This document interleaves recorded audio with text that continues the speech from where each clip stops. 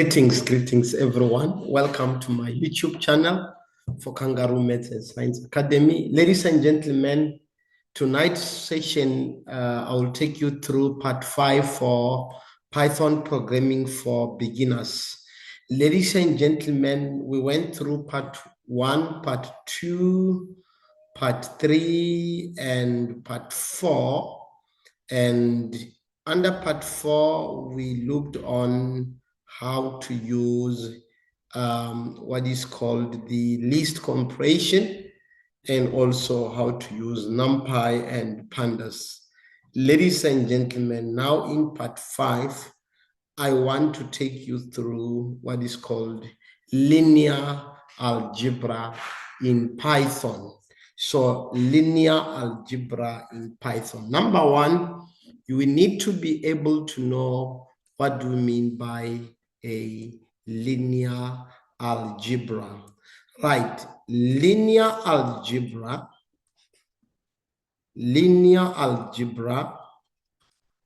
it's a branch of mathematics. Is a branch of mathematics.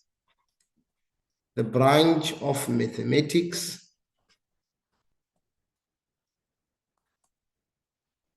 that focus on the study, actually focus on what you call vectors, that focus on vectors and what is called the vector spaces, and also what is called the linear transformations. So that is called a linear algebra. And ladies and gentlemen, linear algebra, it is one of the most important branch of mathematics, especially in the field of engineering, in the field of applied mathematics, and also in the field of data science. So linear algebra, actually, it's one of the most important branch in mathematics. But this linear algebra, particularly, it focuses on what you call the vectors. It focuses on what you call the vectors, which we're going to talk about. Actually, it focuses on what you call the vectors and the vector spaces, which this incorporate what you call the matrices, which we'll talk about. So actually, it focuses more on what you call the vectors and also the matrices, and also what you call the linear transformation. This is one of the most important branch of mathematics. Right, ladies and gentlemen, since now I defined what is called what is a linear algebra, now we can move on to what you call vectors and matrices. And the question is, when do we actually use this linear algebra particularly? We'll talk about that. But I wanted to address this linear algebra using Python. So we want to address this using Python. For example, let's say we have the following. Let's say we have the following linear equations. Let's say we have the following linear equations. And these linear equations, maybe we have, let's say it's x1 plus 4x2 equals to 7. This is the first equation. And the second one, it's x1. Let's say 3x1 plus x2 equals to 5. And now we want to write these in the form, or we actually wanted to come up with how can we actually solve these linear equations. Right, to solve this linear equation, we can solve algebraically. Which means we can show all the steps, or we can come up with what you call a linear algebra. We can use vectors and matrices to actually solve this, rather than like showing all the workings, which we'll talk about that. So now, ladies and gentlemen, I want to first explain what is it that, like, I need to explain what is a vector and also what is a matrices. Right, let me talk about a vector and a matrices. Already I defined what is what is linear algebra. Right, let's now talk about the term vector and matrices. Right, let me start with what is called a matrices. Right, a matrices, it's actually a two-dimensional, it's actually called a two-dimensional data types. I'm saying it's a two-dimensional data structure that has numbers,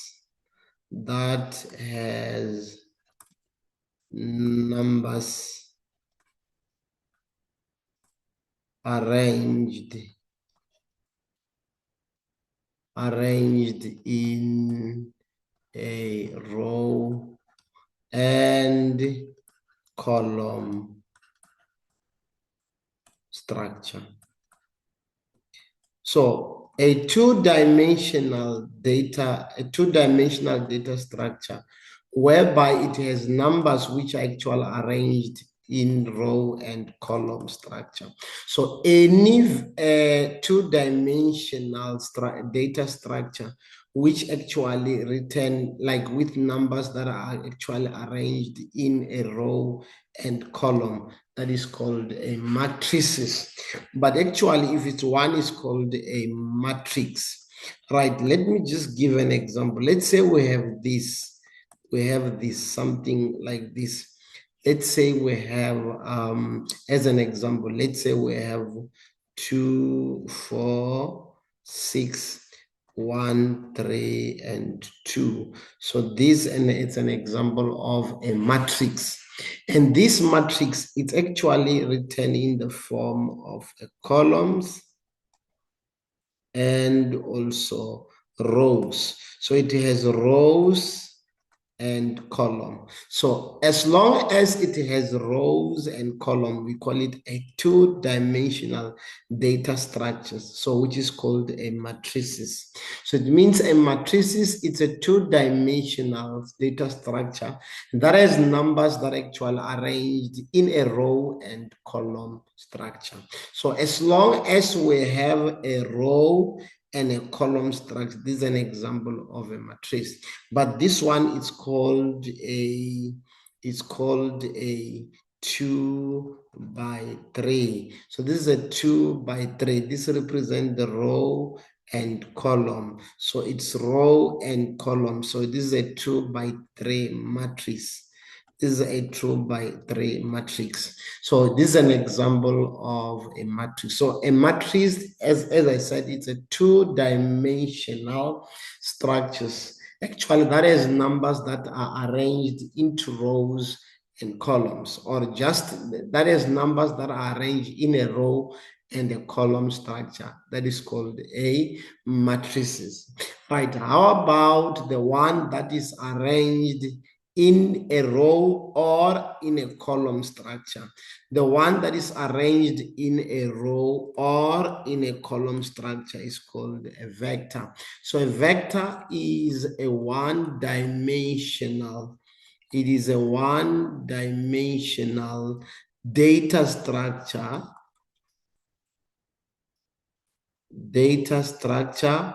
with numbers arranged in a row or column. It can be in a row or a column, then that is called a a vector, a one-dimensional, unlike this. This is a two-dimensional because it has rows and columns. So it's a two-dimensional.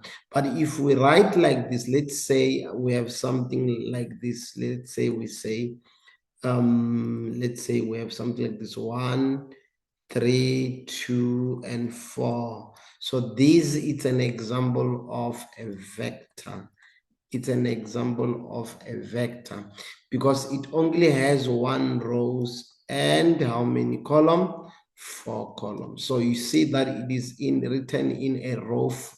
It is written in a column format, but we can even write it to be like this. Let's say we have 1, 3, 2, and 4. This time around, it means it is 4 rows and 1 column. So you see that these are examples of vectors. So we have a vector. Vector is a one-dimensional, whereas matrices it's a two-dimensional. Actually, we just call it a matrix. Let's just call it a matrix. So it's very important to be able, let's just call it a matrix instead of matrices. So generally, let's just call it a matrix. So it means a matrix is a two-dimensional data structure that has numbers that are arranged in a row and column structure. As long as they are arranged in a row and column structure, that is called the matrices, the matrix. Then now, under this, let me explain further about this because I want us to understand something here between the vector and a matrix. Right, within a matrix, the values that we insert inside this matrix, we call them the entry values. So we'll talk about this. Let me give one example of that. So let's say we have the following.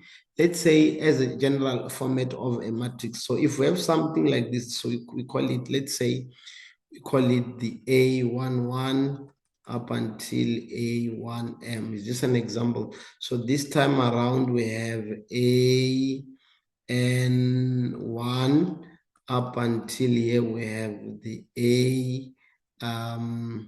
ANM. Right, I want to explain something very important. So it means under this, remember I said this is a 2D. So it means this side, it is the rows, and this side it is the column. So it means that this matrix, it is having, actually we can say it has the n rows and also it has the m columns. So there are n rows and m columns. But within this, I wanted to talk about this. So this is 1, 2, 3 up until n. Then here it's 1, 2, 3 up until m. So it means we have m columns and n rows. But look at this value. This is A11, which means it is the value or is the element that is in row 1 and column 1. But if we say A12, it is the element that is in row 1 or the entry that is in row 1 and column 2. For example, this is the element that is in row n and column m. So you need to be able to know this. So this is an example of a matrix. So it's very important for you to be able to understand this. Right, the question is, when do we actually use this matrix when we are solving problems? Let's go back to what I have written earlier, where we spoke about the linear equation. If we repeat that linear equation, I want to write it again. Let's say with that linear equation, we have, let's call this x1 plus 4, x2 equals to 7. And the second one, we have 3x1 plus, let's say, x2 equals to 5. And then within this, we can change this and write it as a matrices. And to do that means what you're going to do, okay, fine. We look at the coefficient, then here, the coefficient it's 1, then here it's 4, and there it's 3, and there it's 1. And then now we can change this to say, now we have the following. We have what is called the AX equals to B, which means the A here is actually our matrix. So we call it matrix A, and this one is called a vector. But the question is, why am I saying these two things are the same? It means I can change, or I can change, yes, I can change this linear equation to be in the form of a matrices, which means I can now write it like this. The A now would be the coefficient, which will be 1, x2 will be 4, and this one will be 3, and this one will be 1. Then this is the matrix A. Whereas then we're gonna have another vector of the coefficient. So this is our vector, which will have x1 and x2, and this is the same as we say we equate this to be the 5. We equate this to be the 5, 7, and 5, which means this expression, this is my A, this is the A, this is the X, and this is the B. You see that I have changed these linear equations. I have changed the linear equation and now write it in the form of A matrices. And within these matrices, we have the first one. This is an example of a matrix. And this matrix has how many rows? It has 2 rows, and also it has 2 columns. So it means it is a 2 by 2 matrix. But now look at this. If it's a 2 by 2, this is now a vector. And this vector, the way it is, it means it's a one-dimensional. And this vector, it means now it is now in this format. We have only 2 rows and 1 column. That's why at the end, if you look at this, it means this will give us 2 rows and 1 column. So, but we'll talk about this. So it means we can now write the linear equation we can now write it as a what? We can now write it as a matrices. That's why if we multiply these two, let's say 1 multiplied by x1 and 4 multiplied by x2, it will give us the first equation. Then we equate that to 7. Same applies, 3 multiplied by x1, 1 multiplied, then it will still give us the same. So we have now changed the linear equations into a matrices. So which we will talk about, ladies and gentlemen. Let me do another example so that you can be able to understand how to actually represent a linear equation to be in the form of matrices and vectors. Let's say we have another one. Let's say this time around we have, is just an example. Let's say we have 2x1 plus 3x2 minus 7x3 equals to 9. Then the second one we have, let's say x1 minus 2x2 plus 3x3 equals to 10. Then the other one we have, let's say 8x1 plus, let's just say 5x2, then minus 6x3 equals to 15. You see, these are the linear equations. These are the linear equation. And imagine you are asked to solve for x1, x2, and x3. Remember, I think, like, if we were to use this, it means it might be a tedious work for you to be able to get the value of x1, x2 and x3. That's why now it is very important to use linear algebra. So it means what we're going to do, we have to change this to be in the form of matrices. So it means we must end up having the AX equals to B. And here it means what is the A, ladies and gentlemen? The A here, it will be our matrix. Then the X here, it means it will be the vector, and the B also will have the vector. But now with the B here, the vector will be 9, 10, and 15. And if you look at this, it's a vector because it's a one-dimensional. Then let's come to this. What is the coefficient here? It means we're going to take 2 followed by 3, which is the x2, and minus 7 is the x3. Then coefficient is 1, minus 2, 3, and 8, 5, and minus 6. You see now, okay, now this will become x1, x2, and x3. So you see this is now a matrix, and this matrix is a two-dimensional. A two-dimensional with how many rows, ladies and gentlemen? It has how many rows? 3 rows and 3 columns. So it's a 3 by 3 column. So it's a row and column matrix. Then how about this?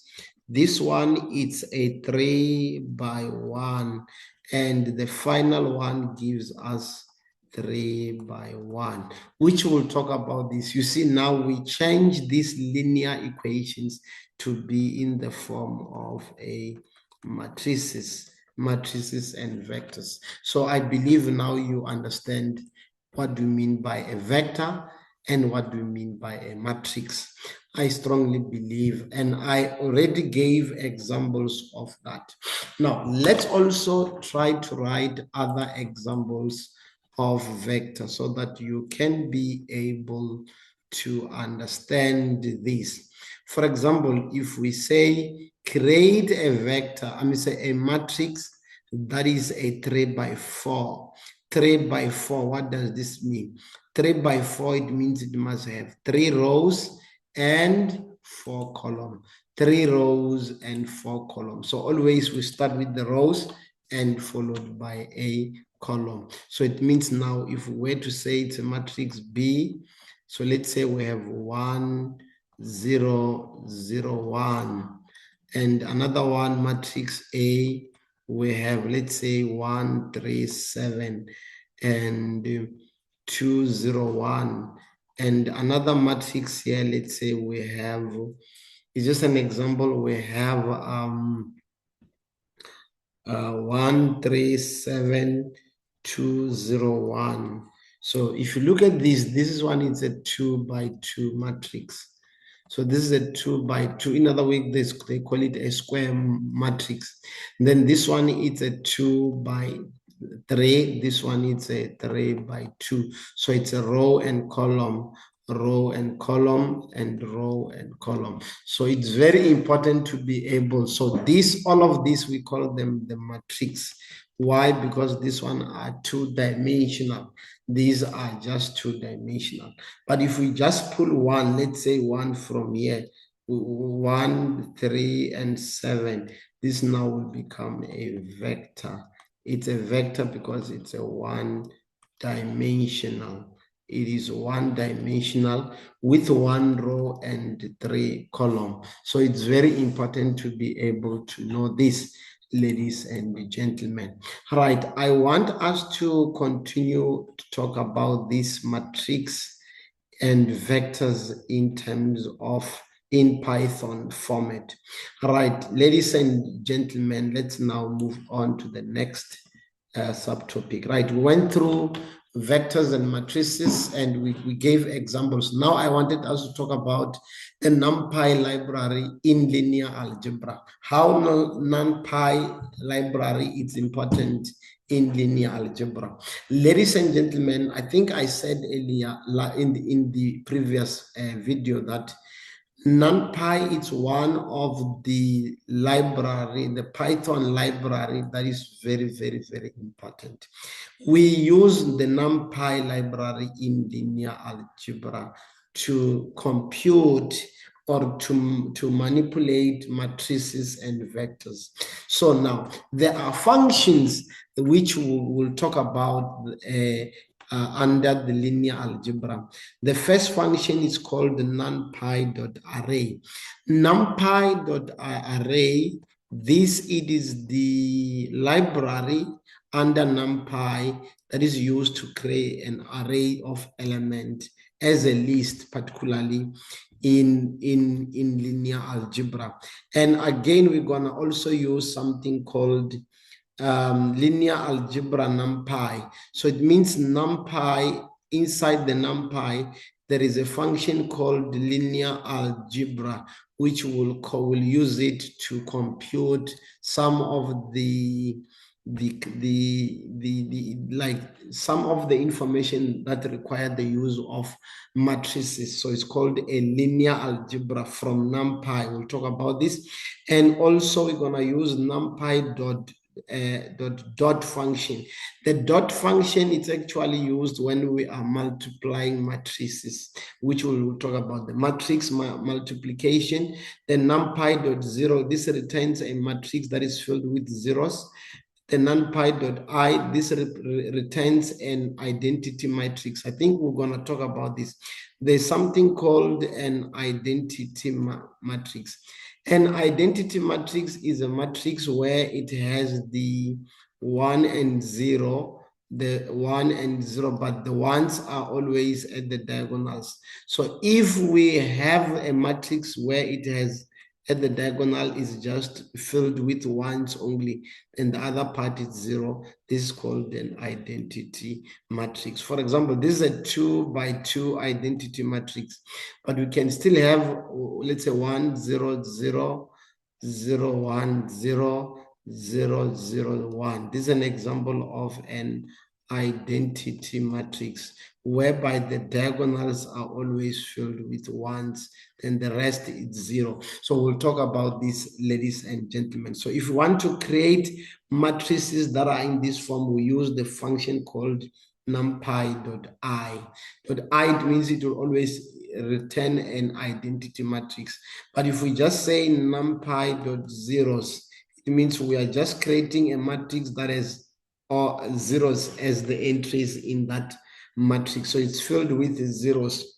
And then we also have what you call the numpy.1. So it means it will return a matrix that is filled with ones. So if we want a matrix that is filled with ones, then we're going to use something called numpy.I. And again, we have something called numpy.matmul, which is also a matrix multiplication, which works exactly as when you're using the dot. And again, we're going to talk about something called the transpose and how to calculate the inverse of the matrix, the determinant, the eigenvalues of a function. I think we'll talk about that, ladies and gentlemen. Right, without wasting time, let's now move on to the part 5. Then we'll come to that one of 5.4 in terms of using the functions.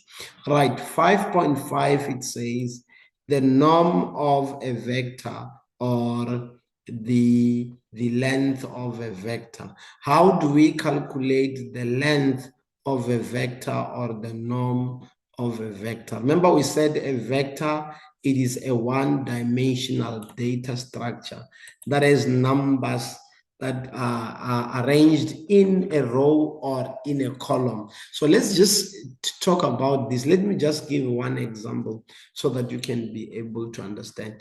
Imagine we have the following. Let's say we have the following. Let's say we have x1 plus 4x2 equals to, let's say, let's just say equals to, just for now, let's just say equals to 0. It's just an example. So it means if I wanted to change this to become this, it means I will only have this. I will have 1 with 4. Then this time around will be x1 and x2 equals to, what is this? Equals to 0, 0. Right, I want to show you something very important. Remember, Now this is actually, this is a vector, it's 1 by 2, and this one is 2 by 1, which means now, according to this, we're supposed to have 1 by 1. Okay, I apologize, I was not supposed to put 2 zeros there. So it means as a result, we need to have this. This is the final result. We must have this. So it means this is a 1 by 1. So now it means this, if we are just given a vector, let's say a vector is given as 1 and 4. So we can be able to calculate the length of this vector. We can be able to calculate the length of a vector. And to calculate the length of a vector, there is a formula that we can use to calculate the length of a vector, which will use this symbol. This symbol is for a norm vector to calculate the length. And to do that, we're going to use theorem of Pythagoras. So it will be the x1 squared plus the x2 squared, but we can still compute. It depends with how many we are dealing with. But in terms of this, if we were to construct, let's just say this is the x1 and this is the x2. And from the origin, if we say the x2 here, it's 4, it's just an example, and the x1, it's 1, then we look where they meet. So it means from here, this is the vector. This is the vector that we are looking for. So if this is the vector, if we wanted to know, to calculate the length of this vector, it means we'll have to use distance formula or theorem of Pythagoras, because we know this point and we also know that one. So we can use that, and just to do that means we can use something called the norm. So it means if we know the x1 and the x2, what we can do there, we can say to know the length of this, we'll use this to say the norm of a vector equals to the square root of x1, which is 1 squared plus 4 squared. Then this gives us 1 plus 16. And 1 plus 16, this is the square root of 17. So it means that the length of this vector is root 17. I strongly believe you are following but it's not about using, it might be 3 of them or two, we still use the same. We can still add x3 squared and so on. So this is the formula to calculate the norm, but there are other methods of calculating the length of a vector, which we're going to talk about. But for now, I wanted us to talk about this. So it means now we can still use Python to calculate the length, like what we got here, the length of a vector. We can still use Python to calculate the length of a vector. So I believe you guys are following. Right, let's now move on to the next part, which is 5.6, representation of a matrix using the numpy array. How do we represent a matrix when we are using a numpy array? I want to explain something very important. Remember, ladies and gentlemen, when we are dealing with linear matrix, the only way we can represent a matrix is to use something called numpy array. So, and when we are using numpy array, it means from now on, if we want to write a matrix using numpy, we need to use a list of lists. So we have to represent the numpy array by putting a list inside another list. So it means we're going to use list of lists to represent the matrix. For example, let's say we have the following, is just an example. Let's say we have the following. We want to represent a matrix. First of all, we need to import numpy. I believe now you are following. So let's import numpy as np so that we are able to use it. And to do that, let's say we have the following matrix as an example. Let's say we have the following matrix. So our matrix, let's just say we're creating, it's, let's say 4, 5, and 0, 7, 1, 3, 8, 1, and 0. So we know this is a 3 by 3 matrix. And we wanted to represent this using Python. Obviously, we're gonna do this. We're gonna say, let's call this matrix A. Then we're gonna use something called numpy.array. So numpy.array, but this array we need to use list. But the way we're using list, we have to put list inside another list. So it's a list of list. So we want to represent numpy, like the matrix using the numpy array. So we're going to put multiple list inside this. So let me just put multiple list inside this. I'm going to put another list here so that you can be able to. Then the first one, now I'm going to put these values here. The first row, the values that are in the first row. Remember, we spoke about this. Values that are in row 1, values that are in row 1. Remember, this is row 1, row 2, row 3, column 1, column 2, column 3. So this is one that is in entry in row 1 and column 1, row 2. So now it means here I'm going to put these values here as a list. So you're going to have 4.7.1. So it means I've now created the list of the first entries in the first row.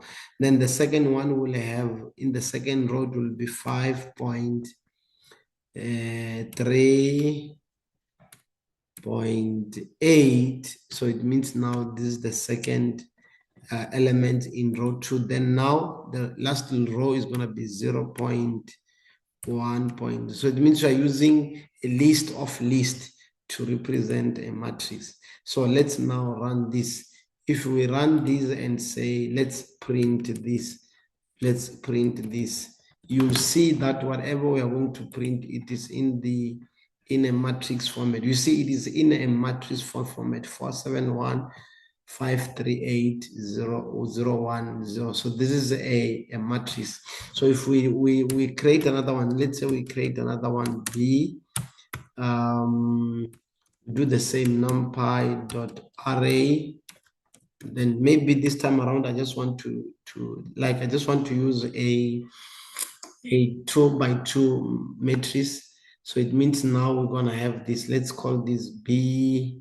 Okay, so let's say the B now. The B that I wanted to represent is just 3, 4, and 2 and 1. So this is my okay, let's just say 7 here. So it means I'm gonna just create a list of lists. So it's gonna be the first list, then inside this put another list, comma, another list now. So it means the first one I'm gonna put 3 and 4, then the other one is 2 and 7. So let's run this, and we say print the matrix B. If we print the matrix B, you see now it will be in the form of a matrix. Say this is a 3 by 3. 3 by 3. What if I want to say, let's say, check the type of this. Let's check the type of this. So it will say this is a numpy array now. It's a numpy array. So it means we use numpy array to represent matrices. Right, now I believe you are following and you understand how to represent the matrix in Python. We use numpy.array. So numpy.array, it is used to represent the matrix, ladies and gentlemen. Then now we can move on to the next one to say, how do we multiply or how do we add matrix addition, matrix subtraction, and matrix multiplication?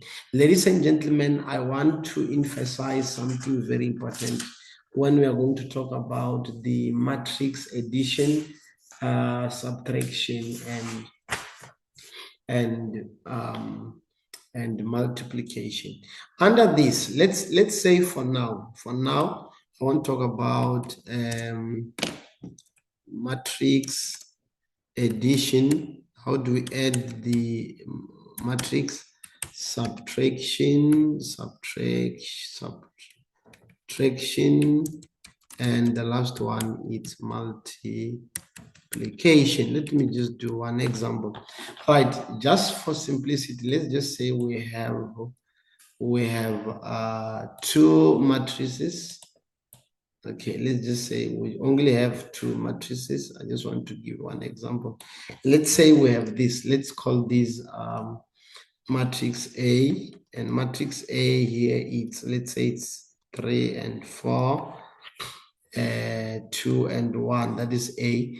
Then the B, it's, let's just say 1 and 3 and let's say 0 and it's just an example 5. It's just an example 5.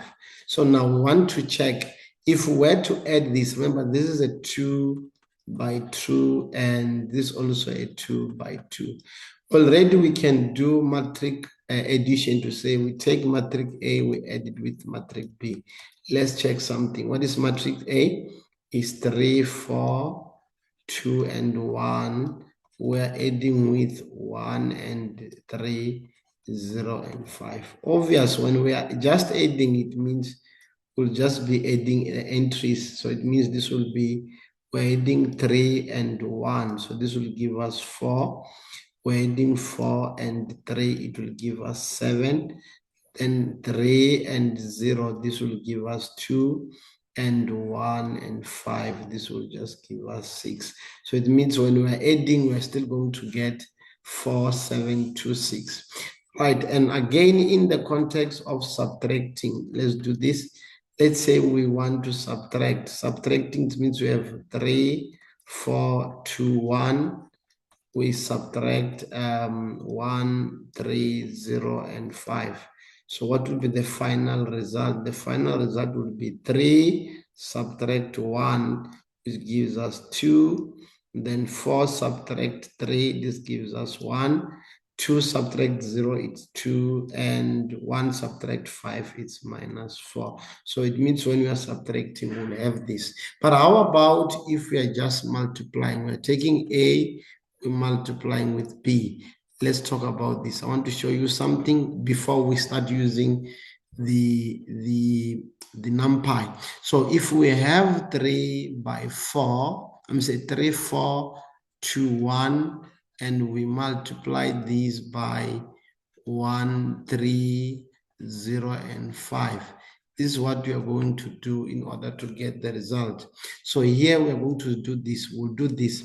What we're going to do initially, if we are doing the multiplication, we take this, we multiply with this. So it means it's going to be 3 by 1, which is 3 plus 4 by 0. I believe you are following. Let me explain it again. So we take 3, we multiply with 1 and 0. So it will be 3 times 1 plus 4 times 0. So this will give us 3. So it means the first entry there, it will be 3. Then again, we can now take this and multiply with this one. So it means now it will be 3 by 3. This will give us 9 plus 4 by 5. This will be 20. So which means we'll have 29, if I'm not mistaken. Then again, after doing this, we now take this row, we multiply with this one. So it's going to be 2 by 1, which will be 2 plus 1 by 0. This will be 0. So it means this value here would be 2. And now again, we do the same. This one multiplied by that. So it means we're going to have 2 multiplied by 3. This gives us 6 plus 1 multiplied by 5. It's 5. And the value becomes 11. But now we need to compare these answers using the numpy, right? Obvious, in terms of addition, let's start with the addition first. First of all, I will have to put the matrix. So let's call this A, and also let's call this B. So I'm going to say numpy.array. So same applies with that one, numpy.array. Then now matrix, a list inside another list. So it's gonna be two of them here. Same applies, list inside another list, list inside another list. So now the first entries for 8 will be 3.4. And then the second one will be 2.1. Is this one 3.4? Okay, fine. The second one for B we have 1.3, then followed by 0.5. So if we run this, let's do the running. And okay, I forgot to close here. Let's do the running and let's try to print the A. Let's print the A. Let's print A. Remember, you see A is 3, 4, 2, 1. And let's also print B. B is 1, 3, 0, 5. So now we'll do this. I want us to do addition, matrix addition. Obvious matrix addition, we just use a plus sign to say A. Okay, let's say we are going to add, so C, we want C. So it's A plus B, we're just adding A plus B. So it's A plus B and we just print this C. Let's do the printing. So when we print, you'll see that we got 44726, which is the same as the one that I got when I solved algebraically. So 4726. So when we are adding, we just use the plus. And then now, how about when we do matrix subtraction? Subtraction of a matrix. So let's call this matrix subtraction. So matrix subtraction, matrix subtraction. So subtraction means now we are subtracting. So let's just call this D, matrix D, and we print that D. Now we are subtracting, ladies and gentlemen. So let's do the subtracting. You see it's giving us 2, 1, 2, and -1, -4, which is the same as the one that I got there. But the question is, how do we, like the one we got? Let's confirm the case where we are doing matrix multiplication. Matrix multiplication, when we are just multiplying. Let's assume we're just taking, let's say E, where we're just taking A, we're using the multiplication, this one, B. I wanted to show you something. So let's just say print E.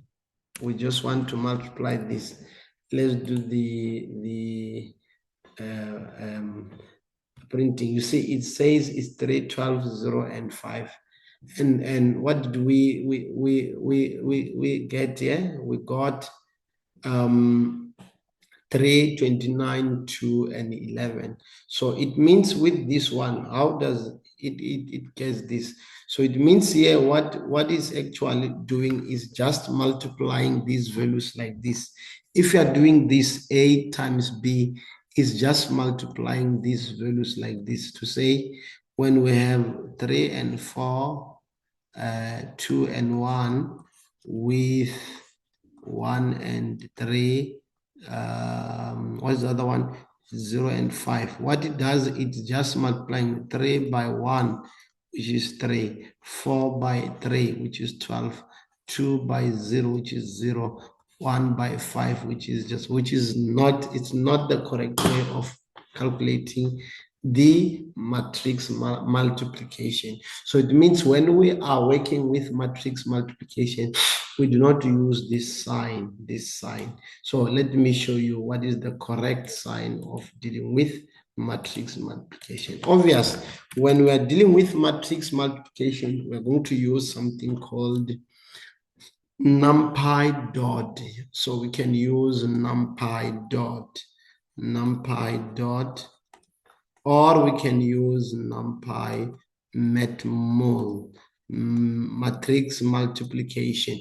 So it means if we do that, it means you can first say, here I can say, let's say I'm saying np dot, dotting the A and the B. Just an example. Let's do the printing.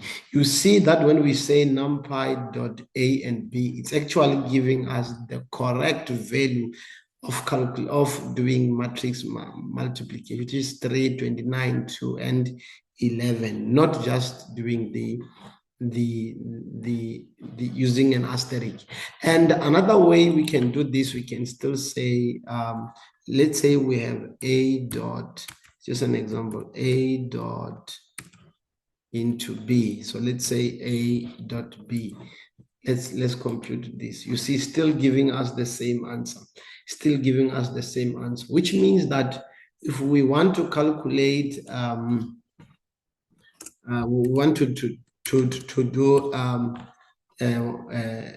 matrix multiplication, we can either use this method or we can either use the other method. Let me copy it. Let's call this method 2, and like the one that I've used earlier to say, if we don't want to do this, we can say numpy dot, then inside this we use a and b. So it means it will also do the matrix multiplication. It will still print the same result. So this is the matrix multiplication. So you see, still printing. Then another method we can use the matmul, the matmul option to say we still have this. Let's say we have numpy dot matrix multiplication of both a and b. So let's try to run this. Let's call this h. Let's call this h and try to print the result for h. So, okay, h, let's do the matrix multiplication. You see, it's still giving us the same result. So it means when we want to multiply matrices, we can use something called matmul, or we can use dot to do the product, to do matrix multiplication. Because if you're just using the multiplication, it's just multiplying the entries in each row, rather than doing the correct method, Let me actually repeat the issue of how did I got the matrix multiplication, so that it will be easier for you when you, like, in case you are doing a linear algebra course, and you find that there's no need for you to use Python, you have to solve algebraically. So this is an example of matrix multiplication. Let me redo it again so that you can understand. Remember, if we have this, as the entries is 3, 4, 2, and 1, if I'm not mistaken. Now the b, actually we are multiplying, so we're multiplying with the b. The b, it's 1, 3, 0, and 2. So, and 5. So what do you do here? We do this. We look at the first entry. Remember, this is row 1, row 2, and row 1, row 2. So it means we multiply this with these ones. So it means it will be 3 times 1. This will give us 3, plus 4 times 0. It will give us 0. So which means the answer now becomes 3. Then now we multiply this with these ones. Now it's going to be 3 by 3, which is 9, plus 4 times 5, which is 20. Which gives us 29. Then again, we do the same, this one with this. So it's 2 by 1 is 2, plus 2, 1 times 0 is 0. So this gives us 2. Then same applies, 2 by 3, it's 6, plus 1 by 5, it's 5, which gives us 11. That's why we got this value here. So it's very important to be able to do matrix multiplication. And there is something that you need to understand, that when we are dealing with matrix multiplication, if you take matrix A, you multiply with matrix B, the answer will not be the same as when you take matrix B. you multiply with A. Let's confirm this. Let's say with A, remember in A, what do we have? We had 3, 4, what is the matrix again? 3, 4, 2, 1, then with what? 1, 3, 0, 5. Let's come this side. What is the B? 1, 3, 0, 5. Now we are dotting with 3, 4, 2, and 1. What is the result that we got this side? Is 3, 29, 2, and 11. Let's come this side and do the same. Obviously, we're going to multiply this with these ones, with this. So, okay, let's just say we multiply these ones with this. So it's going to be 1 by 3, which is 3 plus 3 by 2, which is 6. You see now it's giving us 9. Then now, if we change this, we say, okay, this one with this. So 1 by 4, it's 4 plus 3 by 1, which is 3, is going to give us 7. Then we do the same, this one with this. 0 plus 0 times 3, it's 0 plus 5 times 2, which is 10. So this will give us 10. Then the last one, it's 0 times 4, it's 0. 5 times 1, it's 5. So you see that if I change this now, let's say I'm changing this. Instead of saying A dot B, I'm saying B dot A. So I'm starting with B now. So I'm going to say B dot A now. So it means now starting. So let's compute this. You see now we're getting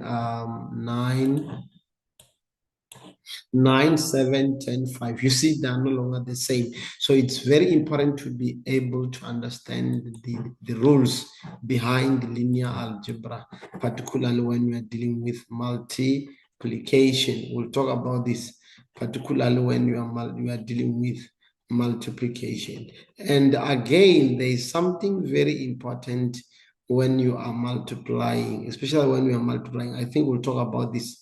I'll talk about that later so that you can be able to understand that sometimes it's not possible to multiply matrices that are not having same dimension, especially in the inner side. We will talk about that. So we went through matrix addition, matrix subtraction, and multiplication.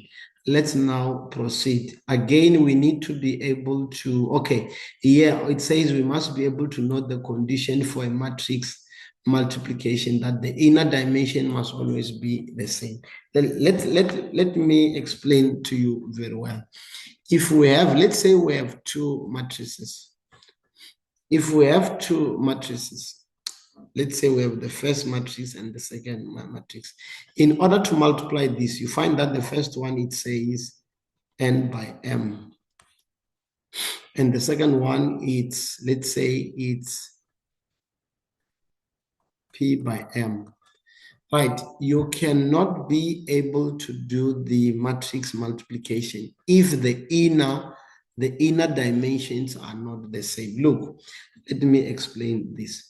Let's say you take n by m, you want to multiply this with p by m. As long as the inner dimensions are not the same, it means multiplication cannot be possible. So it means where multiplication is possible, it means these inner entries should always be the same. If they are not the same, then they will not, matrix multiplication will not be possible. So which means if we want to have matrix multiplication, it means now we need to change the entries. It means it's either it's n by m, this side we must be m by p. So if the inner entries are the same, then matrix multiplication will be possible. So you can only perform matrix multiplication if the inner entries are the same. If the inner entries are the same, then matrix multiplication will be possible. But if the inner entries are not the same, matrix multiplication will not be possible. For example, imagine we have a matrix where it's like, let's say, 3, 4, 1, and 8. And the other one, let's say the B, it's 1, 3, 8, 0, 1, 7. Let's look at this. Look at the first matrix. The first matrix is 2 by 2. So it means 2 rows and 2 columns. But the second matrix, it's 3 by 2. Ladies and gentlemen, if we are just taking this A and B, we start to multiply them. If we say 3, 4, 1, 8, together with 1, 3, 8, 0, 1, 7. Look, according to what I said, we have to take this and we multiply by this. How are we going to, remember, you must multiply this with 1, 4 with 3. Then how about the 8? You see that it will not be possible. So it means for this matrix to be possible, it means we need to change the format. So it means if you want the A and the B to perform matrix multiplication, remember initially we had what? It was 2 by 2. Now we are multiplying with 3 by 2, which means as long as the entries, the inner dimensions are not the same, then it means multiplication will not be possible. If we want to, if we want it to be possible, it means we need to transpose one of these. So it means this will be 2 by 2, then the other one should be 2 by 3. So it means we change the rows to be the column and the column to be the row. Then as long as the inner dimensions are equal, are the same, then it means matrix multiplication will be possible. But if the inner dimensions, ladies and gentlemen, are not equal, then that will not be possible. Let me give one example of what I just said now. Imagine, let's say, what was this? This is the 3 by 3.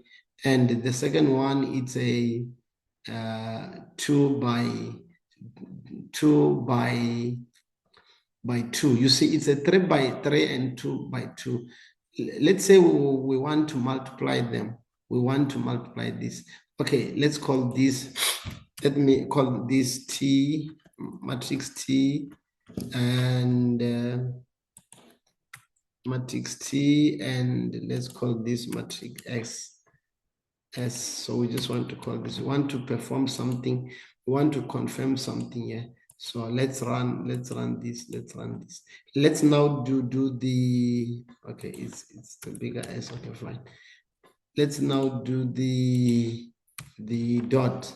So I want us to perform a multiplication. So let's say NP dot, let's say T and S, small s. Let's run this. It will say the shape 3 by 3 and 2 by 2 not align. Why are they not aligning? Is because when you look at these, ladies and gentlemen, their inner dimensions are not the same. As long as their inner dimensions are not the same, it means matrix multiplication cannot be possible. It cannot be possible because the dimensions are actually different. So it means wherever you want to have you want to perform the multiplication, it means the inner dimension should always be the same.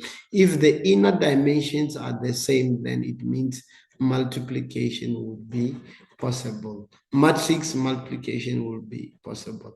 Like the one we have done. Look at this. The one we computed here, it was possible. Why? Because they have the inner dimensions are the same. Remember, the first one was 2 by 2. So it means since the first one is 2 by 2, and the other one also is still 2 by 2, which means if their inner dimensions are the same, we can be able to know that this also will tell us that your result, your matrix that you're going to get, it will be a 2 by 2. So it means this is telling you about the matrix that you're going to get. That's why if we multiplied A and B here, our final result, it was a 2 by 2 matrix. It was a 2 by 2 matrix. But if we add another matrix, for example, we use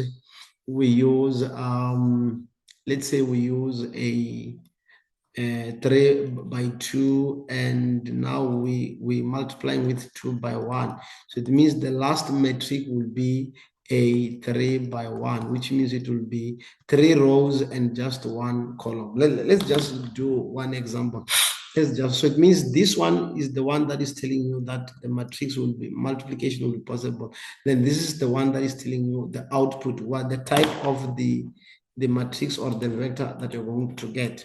For example, let's say we have, let's call it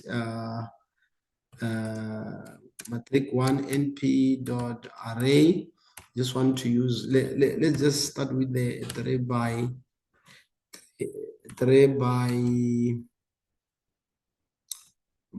2.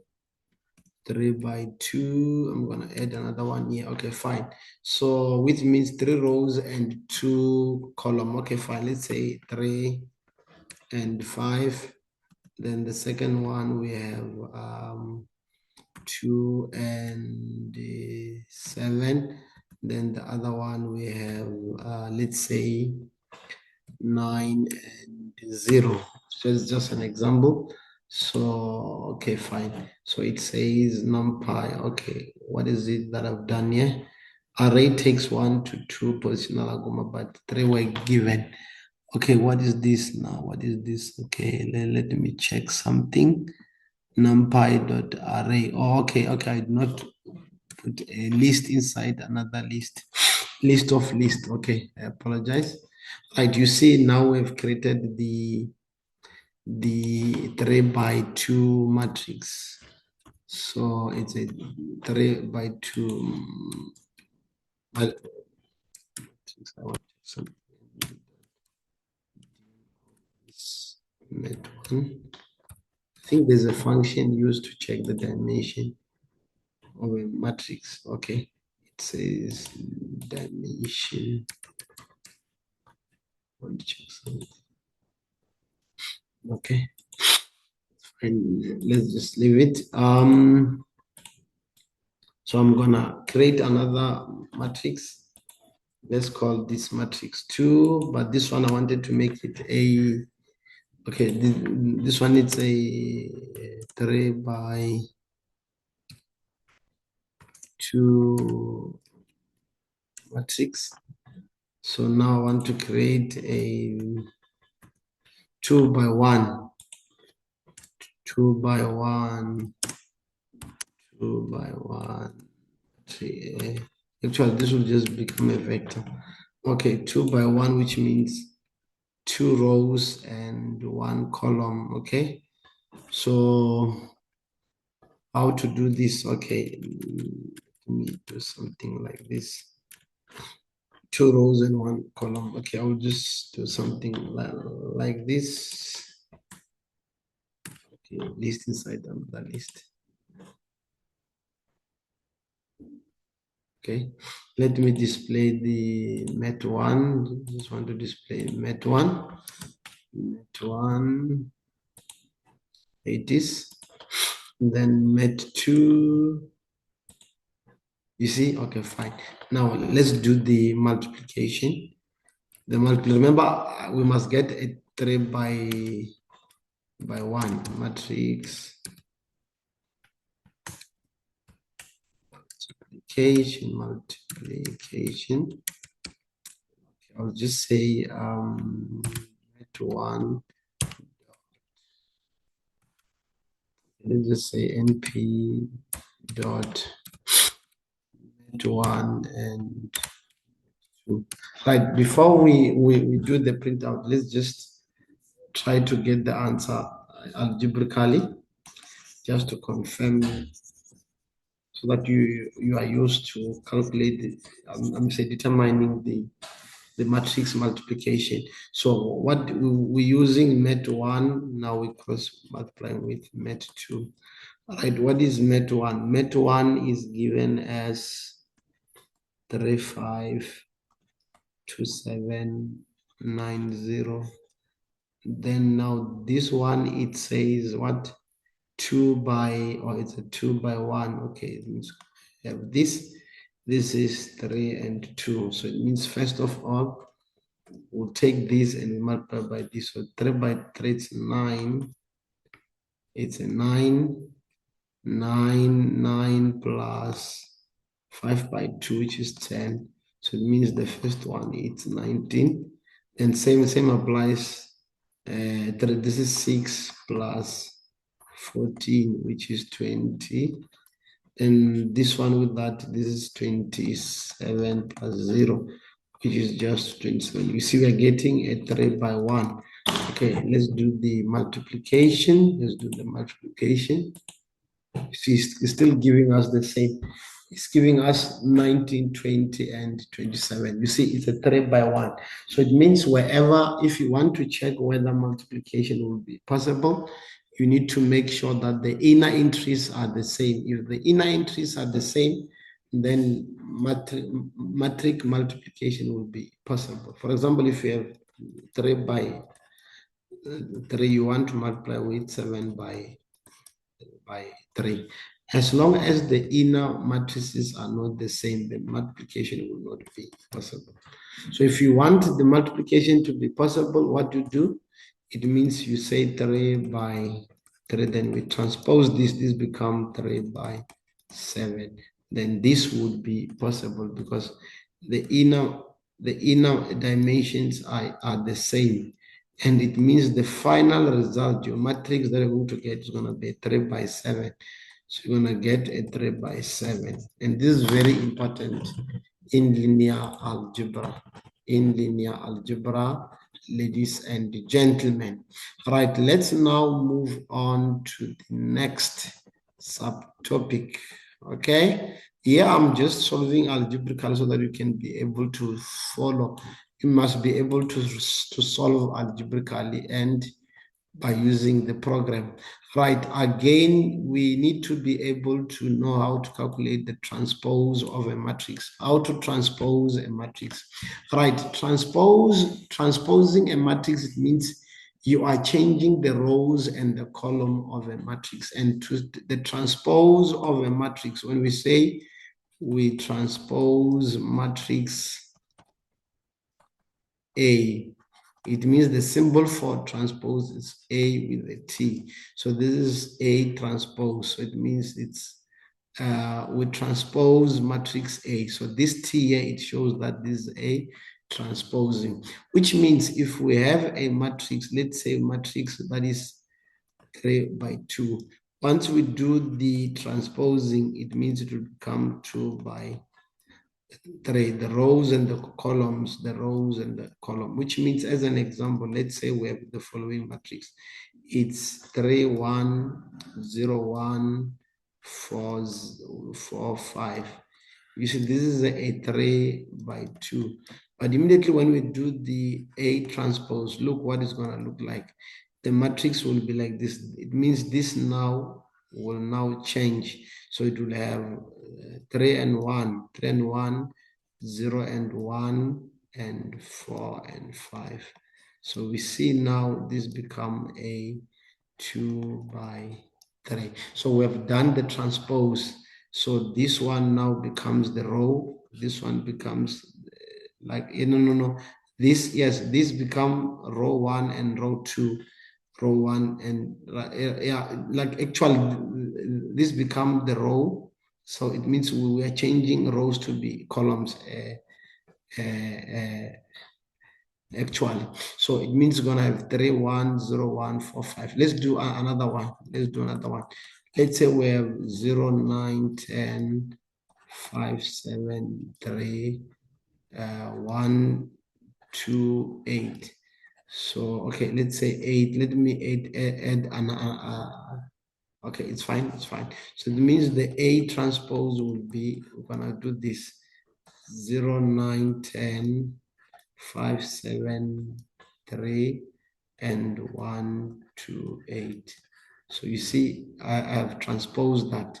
That's why if we change it, it will be 05197210338. So that is how we do the transpose. Now the question is, how can we do the transpose in Python? Right, in Python, there is a function to transpose a matrix, or a vector. And this function is called np.transpose, numpy.transpose. So that is another way of transposing a matrix. So which we will talk about. So let me just do one example. Let's say we still want to use which matrix. Let's just choose one here. Which matrix okay, let's say we want to transpose A. So let's say we want to transpose matrix A. Right, first of all, let's print the matrix A. So we're gonna say print A so that we can be able to look at it. So you see that the matrix that we want to transpose is this one. So it's the A, it's a square matrix with, it's a 2 by 2, so it's a square matrix.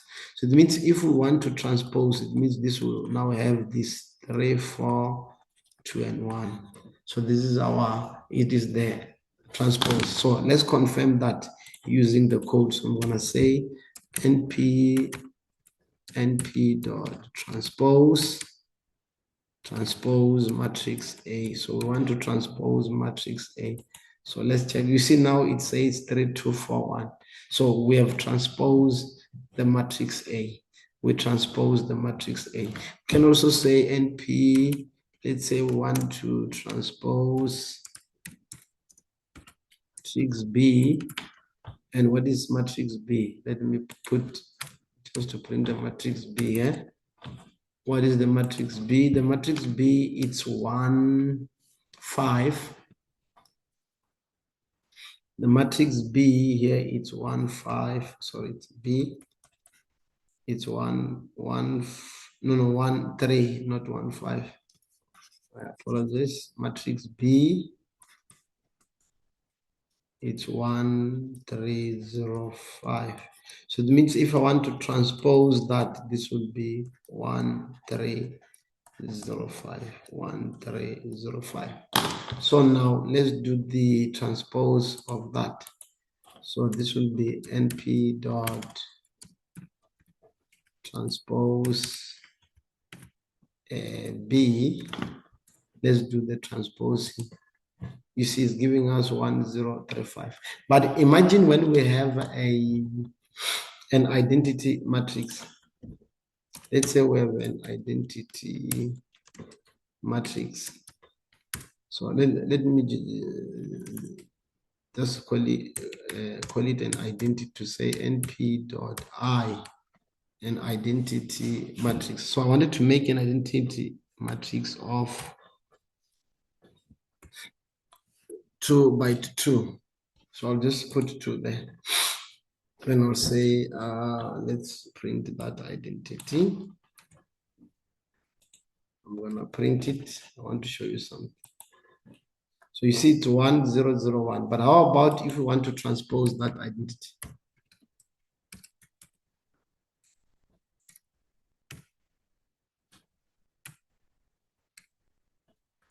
Remember, if we have an identity, remember I said an identity is just the matrix where the entries, the diagonals of the entries it's 1, and the rest are 0. So imagine we want to transpose this. What will be the result?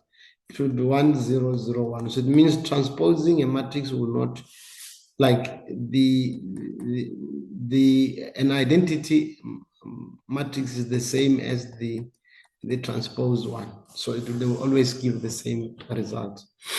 They'll always give the same result. Then another one, it is the issue of, I believe now you are able to know how to transpose a matrix. And the other one is the issue of calculating the determinant. Let me talk about these guys, because this is very important in linear algebra. Determinant is one of the functions that is used to find what is called an inverse. When we want to determine an inverse, we can use what you call the determinant. So determinant, it's one of the methods of determining an inverse of a function. And not necessarily that, but usually in linear algebra, this is one of the concepts that is widely used when we are solving problems. So this is called a determinant of a matrix. So how do we actually calculate the determinant of a matrix? Let's say we have, let's just talk about a 2 by 2. Let's talk about a 2 by 2.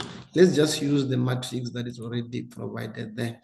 Let's say, because I want to talk about matrix, okay, I'll just use 3, 4, 2, 1. 3, 4, 2, 1.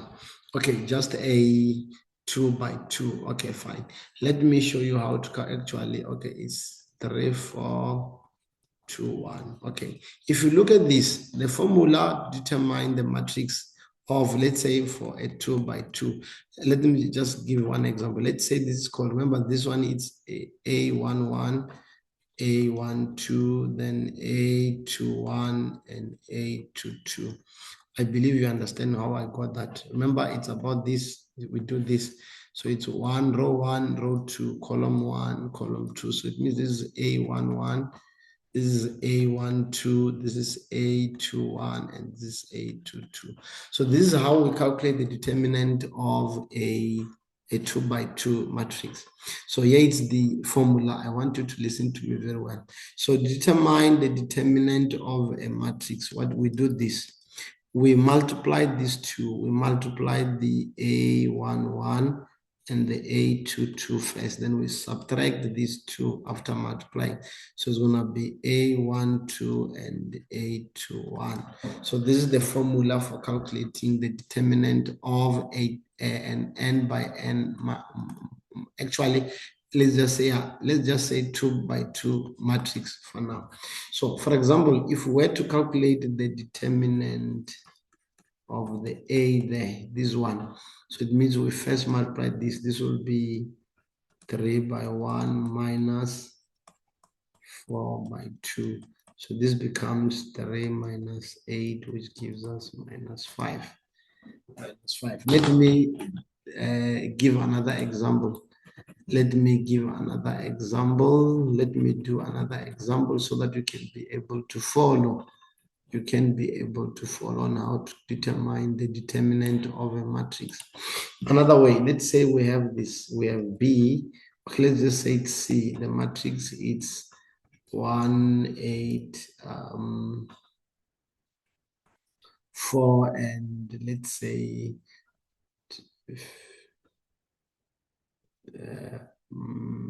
40.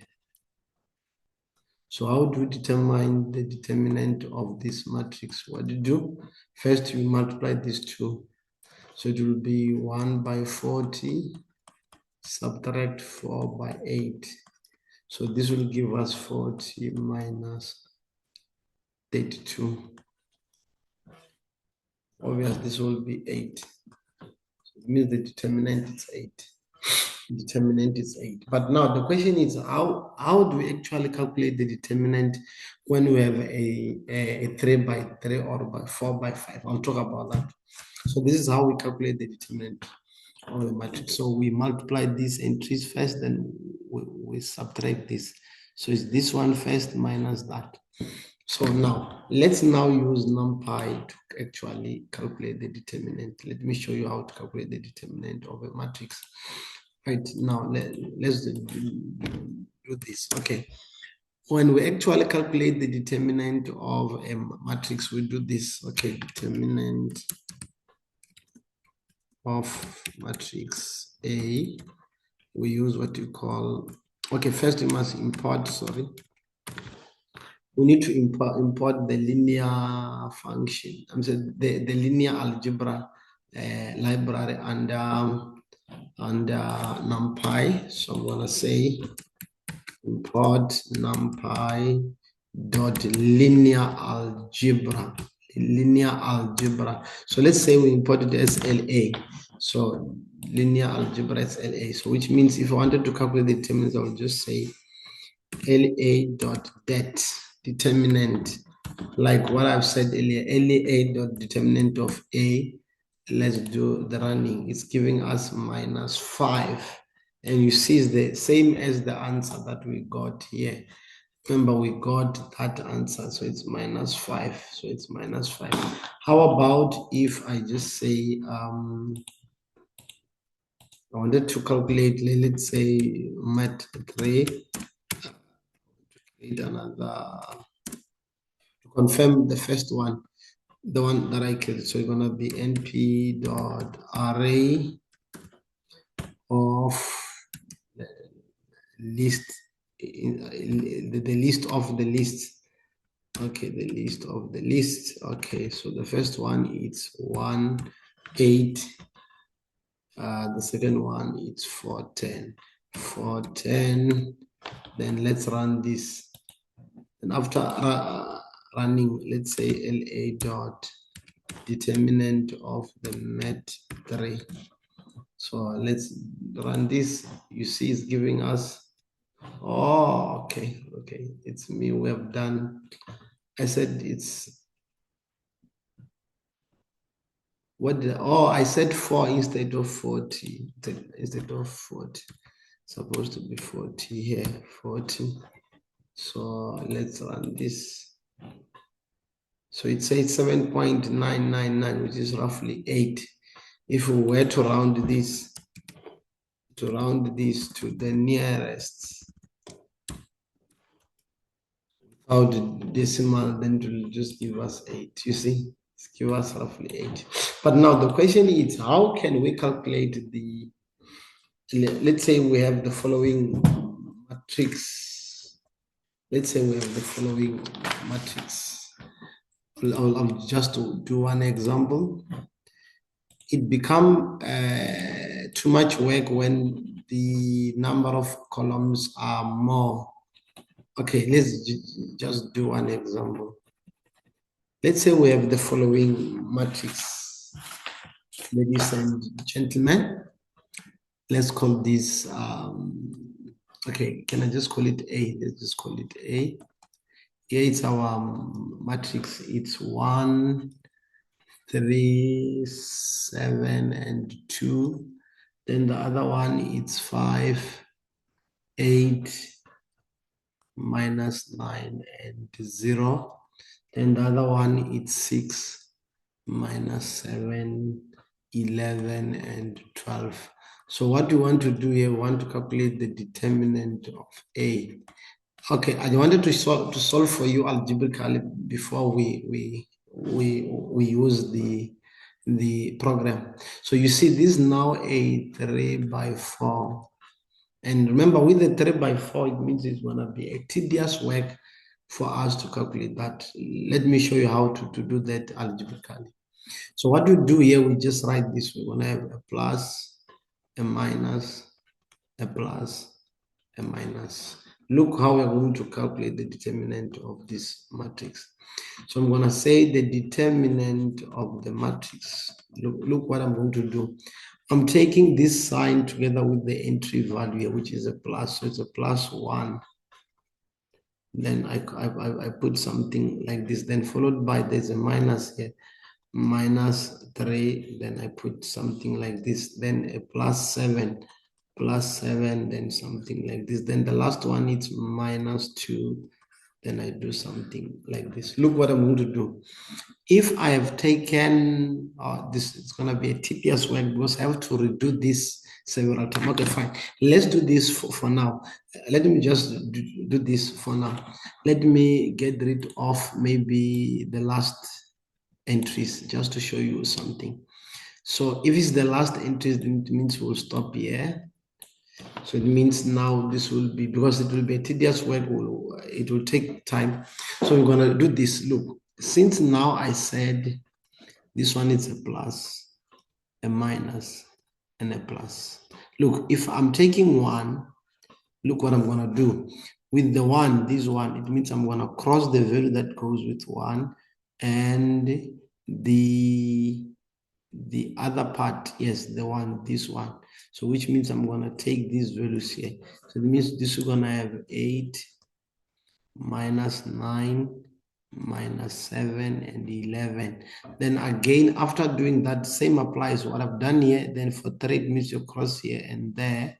So it means I'm going to take 5 minus 9. What was the last number? 6. 6 and 11.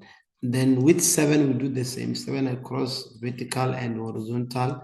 That means I'm going to take 5, 8, 6, and minus 7.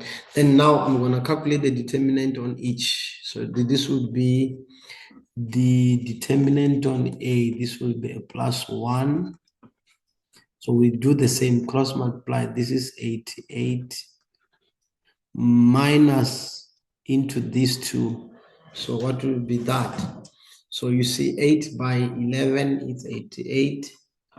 Then now the second one would be, we are now multiplying, what is this, guys? We are now multiplying 7 by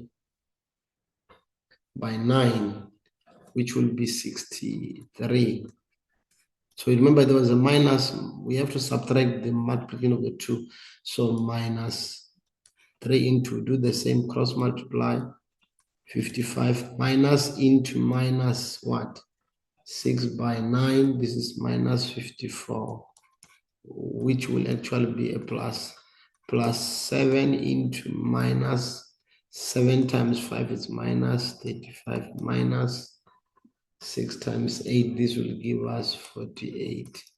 Then now this will actually give us 88 minus 63, this will be 25. Minus 3 into 55, 55 plus 54, which is 109, plus 7 into minus 35 minus 48, it's minus 83. So let's work it. Let's work out. This will be 25. 25 minus into minus 3 into 109 plus 7 into minus 83. So this will give us the determinant of minus 883. Unless if I've done something wrong, 5, 8, 6 minus 7. Okay, let me confirm this for the last time. I've taken 1, then I cross this one, and that's so it's 8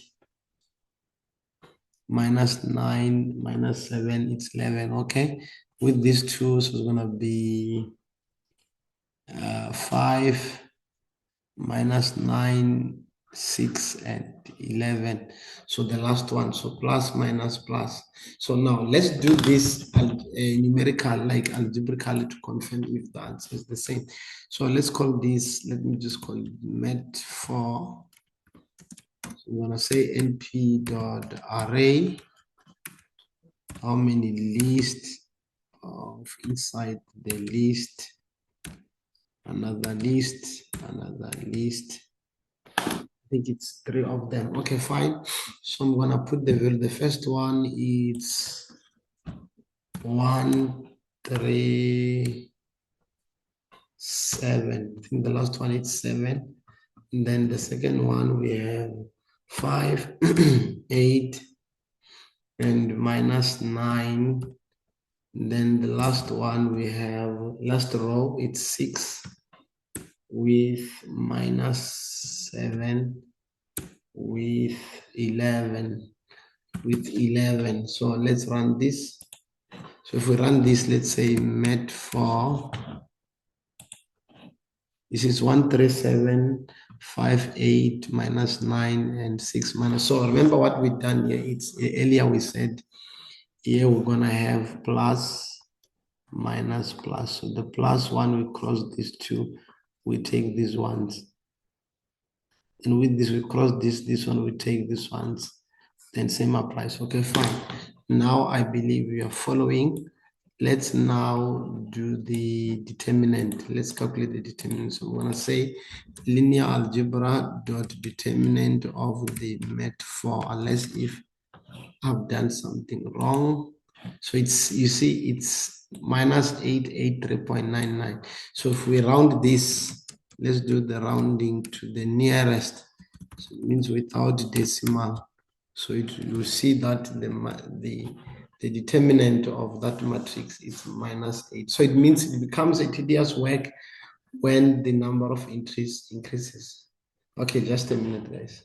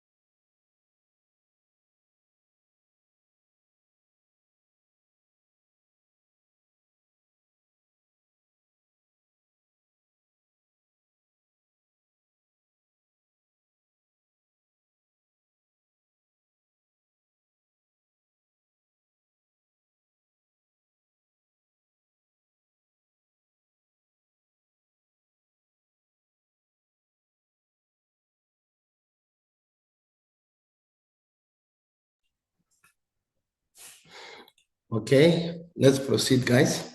Then now as I was talking about the issue of the determinant, you've seen how to determine the determinant, how to find the determinant. We can also calculate the determinant of the matrix B, and let's do that, which is roughly, oh, okay, we did we determine the determinant of matrix B?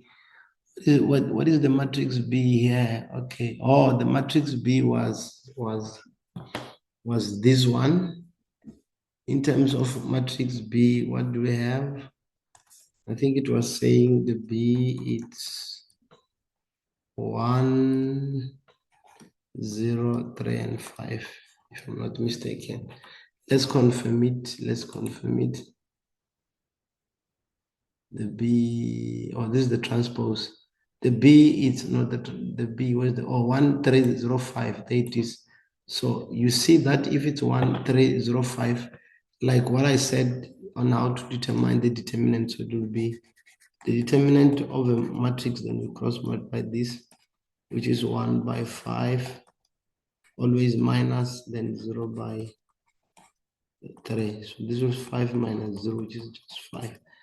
That's why it's giving us 5 there. So you see how we determine we find the determinant of a matrix. And again, ladies and gentlemen, I want to talk about how to determine the inverse of a matrix. So how to determine the inverse of a matrix, okay? Right, let me do this. Okay, right, let's move on to the next part. Let's check what we've covered. Now, or determinant, now we talk about the inverse of a matrix. Okay, fine. Let's talk about the inverse of a matrix. When we say we have a matrix, let's call it matrix A. If we have this matrix A and we want to get an inverse, the inverse of a matrix A is actually denoted by A to the power -1. So this is a symbol for an inverse of a matrix. Now, how do we actually determine the inverse of a matrix? When we are determining the inverse of a matrix, we always use the determinant. We use determinant to determine the inverse of a matrix. Let me do it algebraically so that it will be easier for you when I'm going to compute that. Look at this. Let's say we have the following matrix. Let's call this matrix A with the following entries. So it's 1, 2, 1, 2. So we just want a 2 by 2. So it's A11, A12, A21, and A22. So this is the matrix, right? Then now, if we wanted to determine the inverse of the matrix, first of all, we need to know what is the determinant. We must first get the determinant. And I think I've explained on how to determine the determinant. Determinant, it means what you do, you multiply these two first. It's going to be A11 times A22, then minus, then you now subtract the A21 with the A12. So that is how we determine the determinant. Then after determining the determinant, ladies and gentlemen, we need now to calculate the inverse. And I want you guys to listen to me very well. When we calculating the inverse of a matrix, this is what we do. We do this. We say the inverse of a matrix. Okay, let me just use the blue one. The inverse of a matrix, it's calculated by taking 1 over the determinant of a matrix times, look at this, within the matrix that we have, look what we're going to do. We swap the entries, the diagonal entries this side. So it means if here we had A22 and A11, then A11 comes here, A22. So now we're going to have A22 and A11. Then again, the entries this side with the A21 and with the A12, we do not change anything. What you do, you put a minus sign in both of them. So that is the formula for determining the inverse of a matrix. Let me do this using an example so that it will be easier for you to be able to understand how to determine the inverse of a matrix. Let's assume we have the same matrix. I wanted to use the matrix A. The matrix A, the matrix that we have computed here. So let me say print A, print A. So what is our A? Our A, it's okay. So I wanted to use that A. So it means we're gonna do this. We're gonna say, okay, fine. The matrix A, it's 3, 4, 2, 1. First of all, we need to determine the determinant. Let's calculate the determinant. I think I've explained that to you. So this will be 3 times 1 minus 2 times 4, which is 3 minus 8, which gives us minus 5. So we now know the determinant. So now it means we're going to do this. We're going to say, okay, fine. To get the inverse, we take 1 over the determinant of the A. Then look what you're going to do here. Actually, we need to say to do this. We start this side. Then this side means this value here and this value here. Okay, let me just do this. So it means when we want to determine when we want to get the determinant, what you do here, we're gonna do this. We will swap the diagonals entries, these two. So it means then we're gonna have 1 and then we're gonna have 3. You see, I have swapped these two values. So there's 1, there is 3 now. Then with these two, I don't swap them. I'm just gonna put 2 here, and then I'm gonna put, but both they should be negative. So I'm gonna put a minus sign in both of them. I believe you understand what I've done there.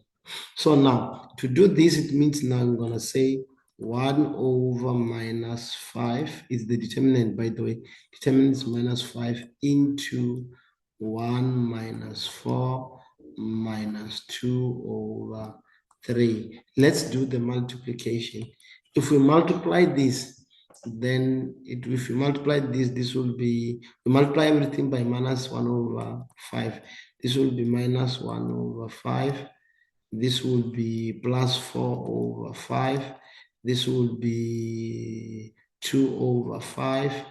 And this one will be minus 3 over 5. So this is now the inverse of the matrix. It is the inverse of the matrix. We can also write this in decimals. So this is the inverse of the matrix, ladies and gentlemen. So it means the first one will be negative 0.2. The second one, 4/5, that will be 0.8. Then the other one, 2/5, that will be 0.4. Then the last one, 3/5, that will be negative 0.6. So this will be the inverse of the matrix, the inverse of matrix A. But now, if we want to confirm that, okay, let me do another example. Let me do another example before we continue with the Python program. Okay, let's say for, what was the matrix for B? Okay, let's write for B. Wanted to get the inverse for B. I think for B it was 1, 3, 0, and 5, if I'm not mistaken. So let's first calculate the determinant for B. For B, it means this will be 5 minus 3 times 0 is 0, which is 5. So it means to get the inverse, we're going to say 1 over the determinant of the B. Then we do this. We look at these entries, this one and this swap. So this becomes 5, that becomes 1. Then this time is 0 and 3. And we multiply both by negative. Obviously, it's not going to be negative, so it will be negative there. Then now we put the determinant, it's 5, 1/5 into 5 minus 3, 0, 1.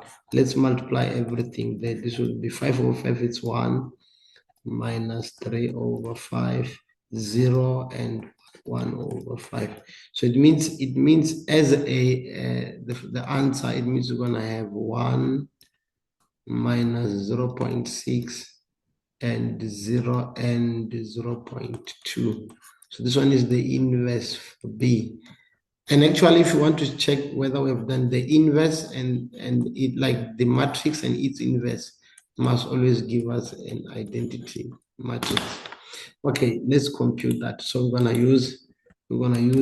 say the inverse of the matrix A. So to do that, we're gonna say LA linear algebra dot inv for A. Wanted to get the inverse matrix for A. You see, it's giving us negative 0.2, which is what we got there.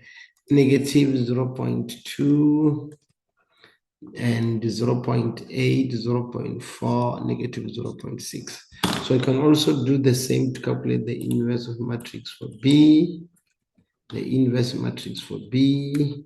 So let's just say for B, just for B there. We want to confirm something.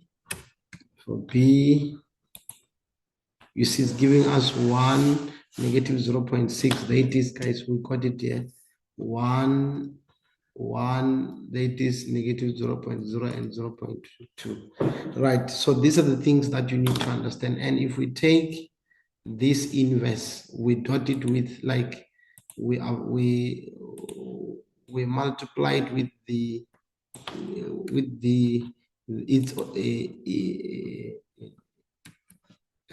matrix, then it will give us an identity. So it means if we say dot A, let's run this. This is giving us an identity matrix.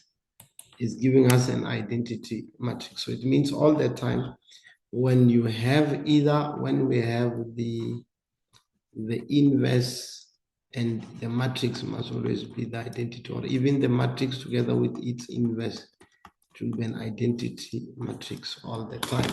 So it's very important for you to know these things, ladies and gentlemen. So I'm showing algebraically and also using Python. So it's very, very important to be able to know how to use Python in dealing with linear algebra. Linear algebra. Remember, linear algebra, it's one of the most important topic in mathematics, especially at the university level. You have to do linear algebra, whatever I'm talking about now here. And then another thing, again, guys, what we did not cover is the issue of determining the eigenvalues for a given matrix. Right, how do we calculate the eigenvalues? Okay, let me show you how to calculate the eigenvalues. Let's say we have a matrix. What is the matrix A? Let's just use matrix A so that you can be able to understand eigenvalues. Okay. The matrix A, 3, 4, 2, 1. So let's say we have the matrix A here. The matrix A, which is 3, 4, 2, 1. All right. The eigenvalues, usually we calculate them when we take the determinant of that matrix, we minus the product of the eigenvalues and the identity matrix. This must be equal to 0. So it means this applies when we are calculating the eigenvalues and eigenvalues together with the eigenvectors. The determinant of the matrix minus the lambda. Lambda is called the eigenvalues. These are called the eigenvalues. So when we calculate, like when we want to determine the eigenvalues of a matrix, what do? We take the matrix, we subtract them, we multiply by the product of the eigenvalues and the identity matrix. Remember, I spoke about identity matrix, which means if we were to do it algebraically, we're going to say the matrix minus the eigenvalues to times the identity matrix. This must be like, okay, let's first determine that.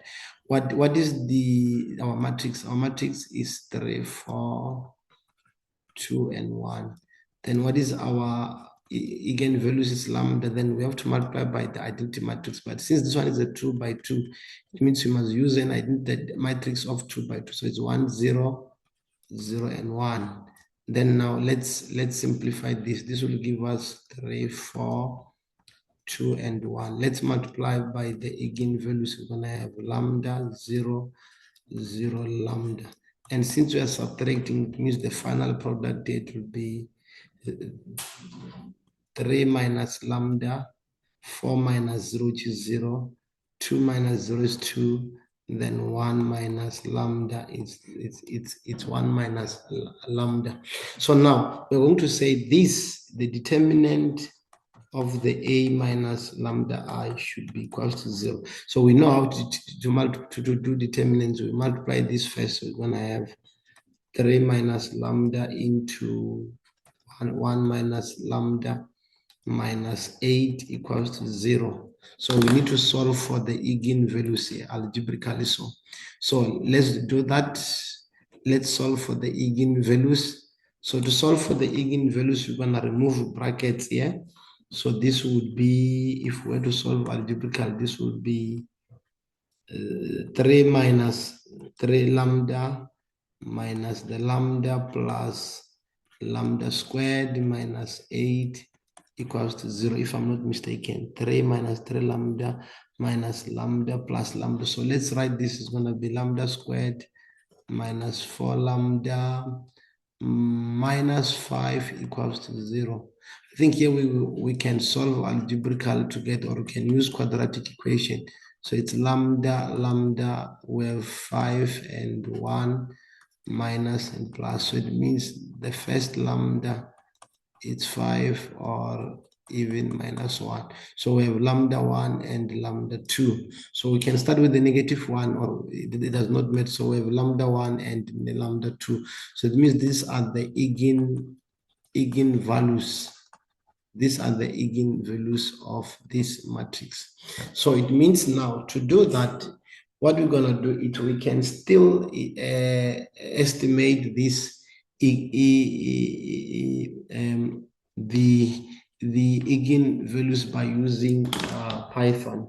So let me show you how to confirm these eigenvalues. So obvious, to calculate the eigenvalues and the eigenvectors, let me say the eigenvalues of a matrix. How to calculate the eigenvalue of a matrix? We're gonna say LA dot, okay, let's call it the eigenvalue. The LA dot the egg of our matrix, let's call it matrix A. Let's do the running. So I'll just say eigenvalue, but from here it will show the eigenvalues and the eigenvectors. So let's look at this. Okay, let me do this. Let me do this. Just try to erase some other things here. Okay, you see now from what we have computed here, it's actually showing the eigenvalues and the eigenvectors.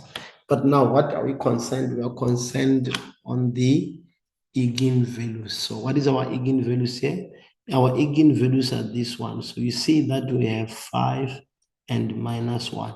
And it's what we got there. So we got 5 and minus 1. So I was just solving algebraical, but we got them. But if I wanted to show them, it means now I want to say the eigenvalues of, then I will also say, let me take it to be in the list of position 0, index 0. So it means this is index 0. It means this is now my index 0. So this index 0, and that is index 1. So it means the index 0 will be that one. So if I do the running, let's run that, then we'll have, you see, we're getting 5 and minus 1. 5 and minus 1, which means the first one is the lambda 1, and this is the lambda 2. You see, we've got those. But we can still confirm the other ones for the matrix B. But I think I have explained to you how to get this. Then now we can move on to the next. So it means when you are calculating the eigenvalue, the determinant of the matrix minus the eigenvalue multiplied by the identity matrix should be equals to 0. So you can solve it algebraically, or you use Python to calculate the eigenvalues. These are very important, particularly when we're going to talk about something called principal, the PCA, principal component analysis, which is used for dimensional reduction. We'll talk about that. Then again, ladies and gentlemen, is the issue of, okay, you see that I said eigenvalues when the determinant is 0. And again, you need to be able to know the matrices rules. I think I spoke about this to say, if we take A and B, the dot product of A and B will not be the same as B and A, and I think we have confirmed that. But when you have A together with B and C, this is the same as when you just can multiply A, B together, but the C outside. So it's still fine. But even if when you have A plus B together with the C, this is the same as A with C and B with C. You can still confirm that. And you must also know that the determinant of A and B is the same as the determinant of A multiplied by the determinant of B. Let's confirm that. Let's confirm that. Let's confirm that. Let's say we have, okay, wanted to confirm the determinant. So I'll just say LA dot det. Okay, let's say I'm putting this one to see something here. It says A and B are not defined. So let's now, let me now define A, B. So it means the AB will be the dot product. So I'm gonna say NP dot AB. Then now let's calculate that.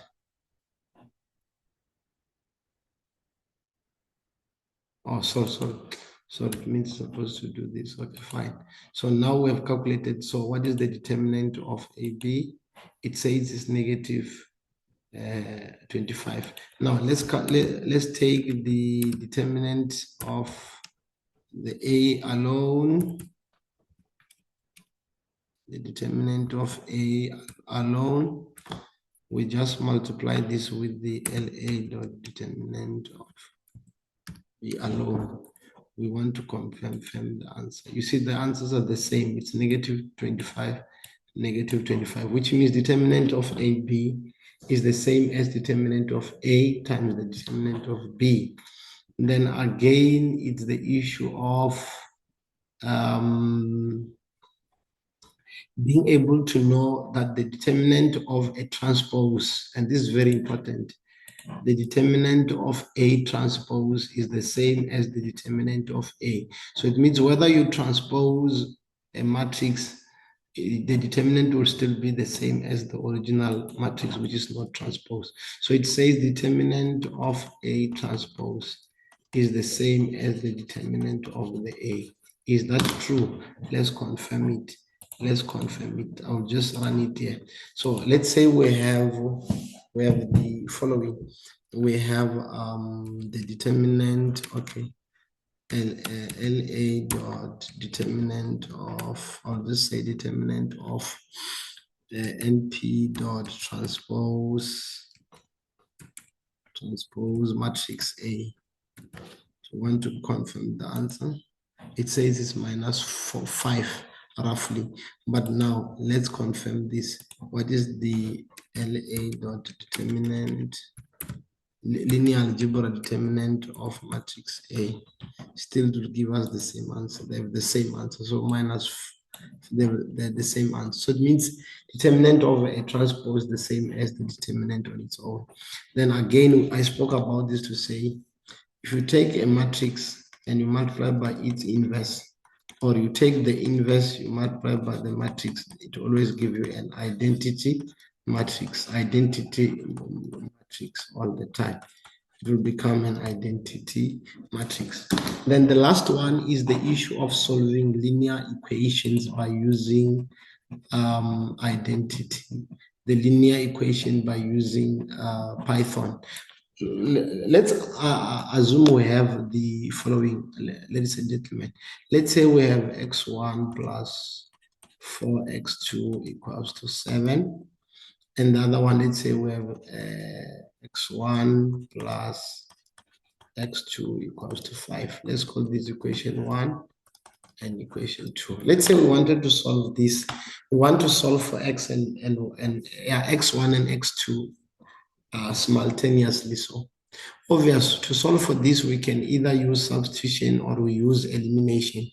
So, but now let me try to use elimination. Let's call this equation 1. Okay, we can eliminate x2 or x1. Okay, fine. Here we have 4 and here we just have 1. So let's multiply by 1 and here by 4. So we're multiplying the whole equation by 4. It means this will give us, we want to solve, so this will give us x1. Okay, this will just give us x1 plus 4x2 equals to 7. Let's call the equation. Now I'm going to multiply the whole equation by 4. So it will be 12x1 plus 4x2 by 4, which will give us 20. So I want to eliminate x2. So I'm going to say equation 2 subtract equation 1. So this will give us 12 minus 1. This will give us 11x1. This is 0. Then this is how much? 13. So let's divide here by, this will be 13 over 11. So we got the x1. So how about x2? So it means you can take the first one and say x1 plus 4x2 equals to 7.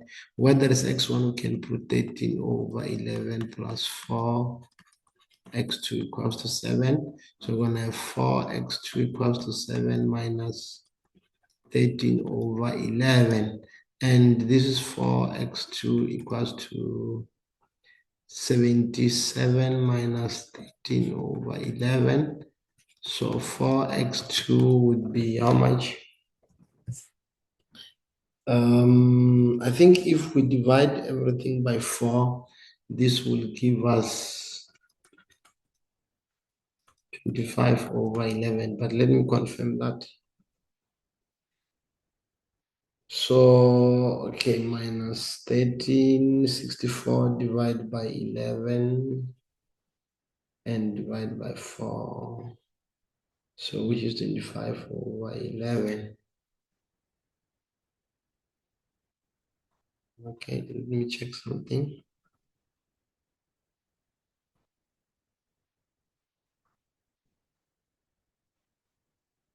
Okay, let's check. No, it's not 25 over 11. So it means if we say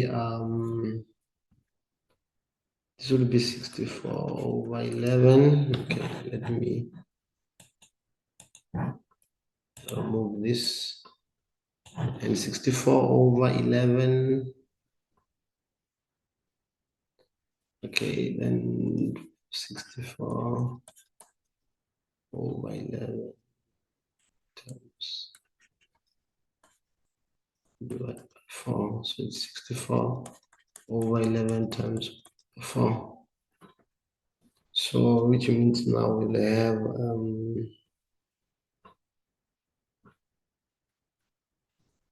or it will be 16 over 11. So 16 over 11. And if we do, we write this. So we got x1. What is the x1, guys? What is x1? X1 is 13 over 11. And what is 13 over 11 in this math? I think roughly 1.18. And what is x2? X2 is 16 over 11. And 16 over 11 is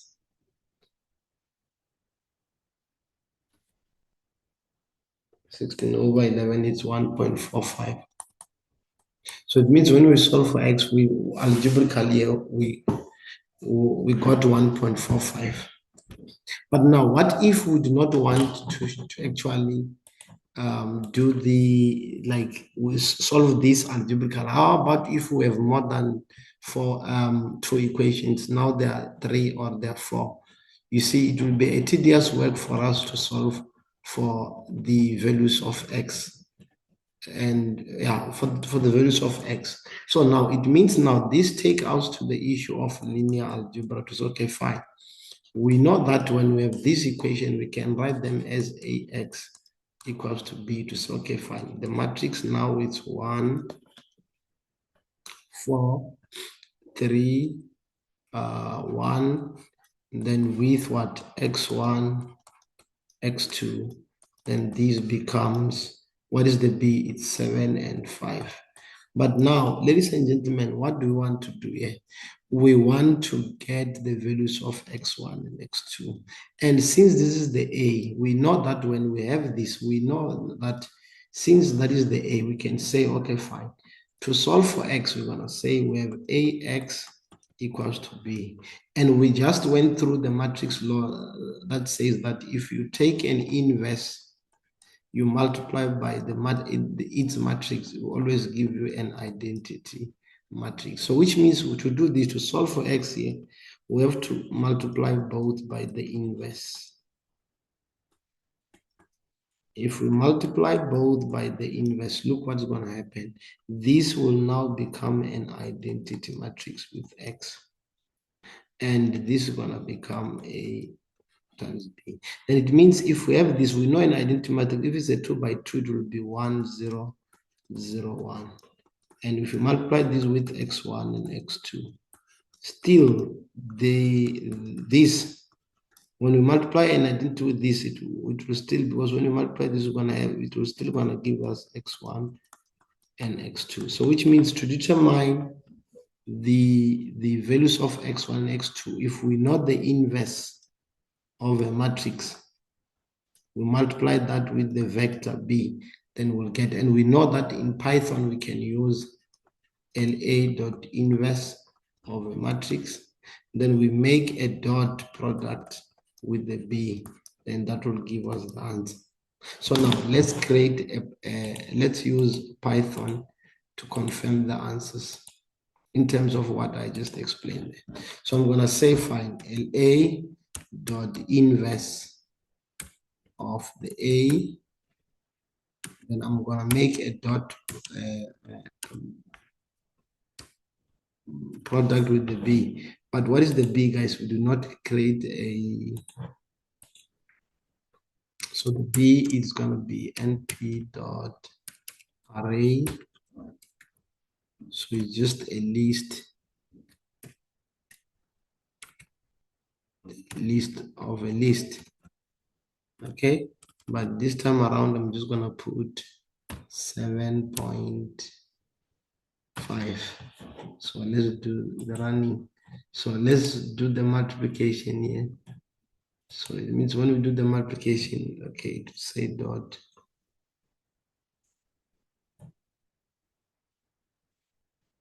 the inverse of A dot B. What is this now? Okay, there is something that I've done here. Okay, 7, 5. Okay, let's check this.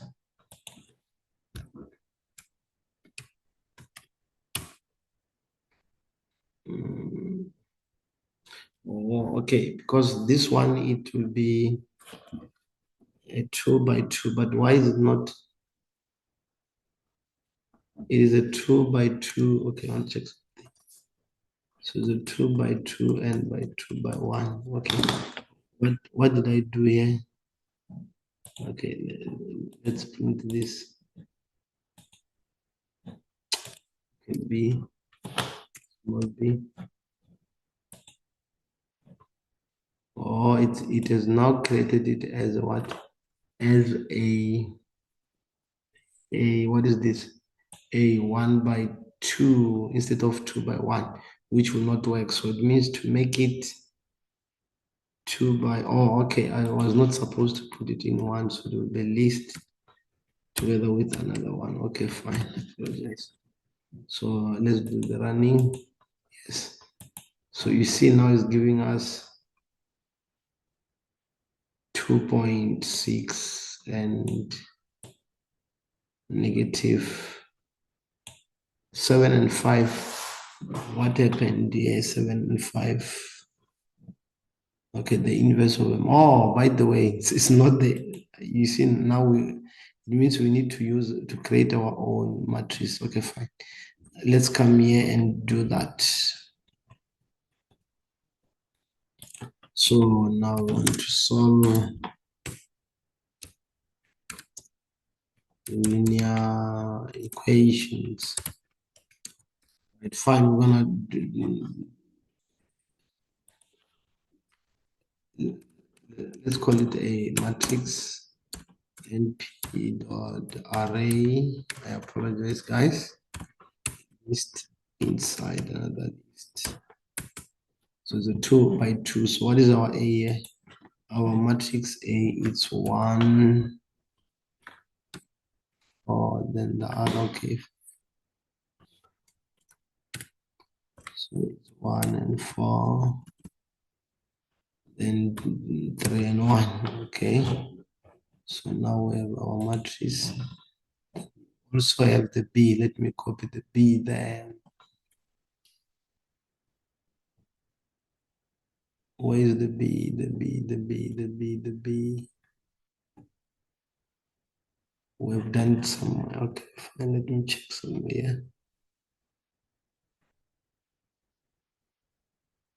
The inverse.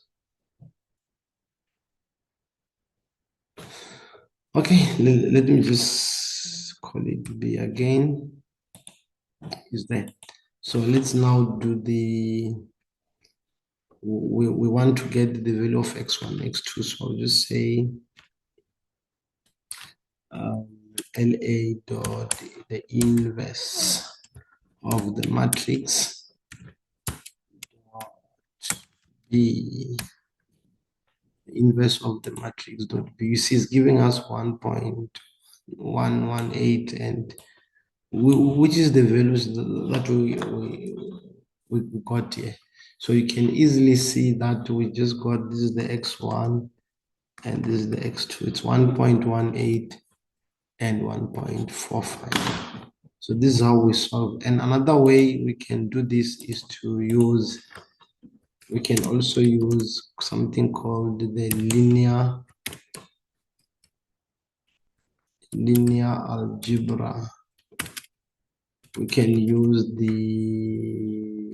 linear algebra dot solve. Can use the solve function. Mind that. solve function now, it will be this. We're gonna say linear algebra dot solve. We put the matrix and the p that we are looking for. Let's just call this x. So let's print its values. You see, still giving us the same. So we can use linear algebra dot solve. We can use linear algebra dot solve. This one, linear algebra dot solve to solve a linear equation. We can use that because imagine, guys, when you have more than two equation, linear equation, obvious you will not solve it algebraical, then it will require, but you can still do it, but it will take more time to evaluate that. But under linear algebra, it's easier. You can do that. You can solve algebraically by using the linear algebra functions.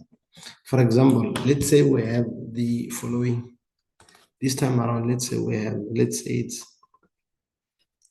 it's x plus 4y minus 8z equals to 10.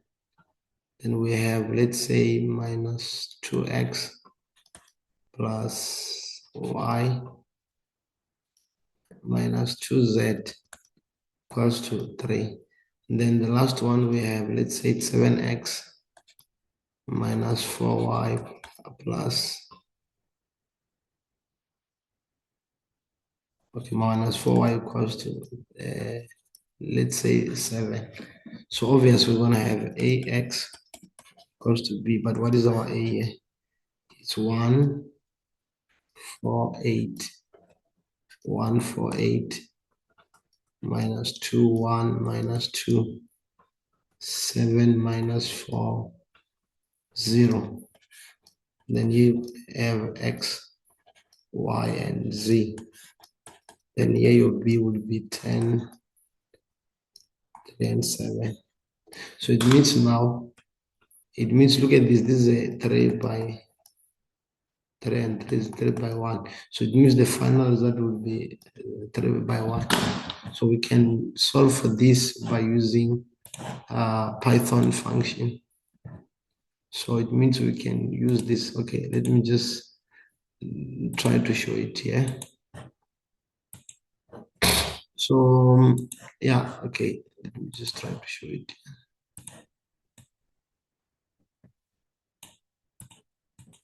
So let's call this n. So I'm gonna say np.array list inside another list.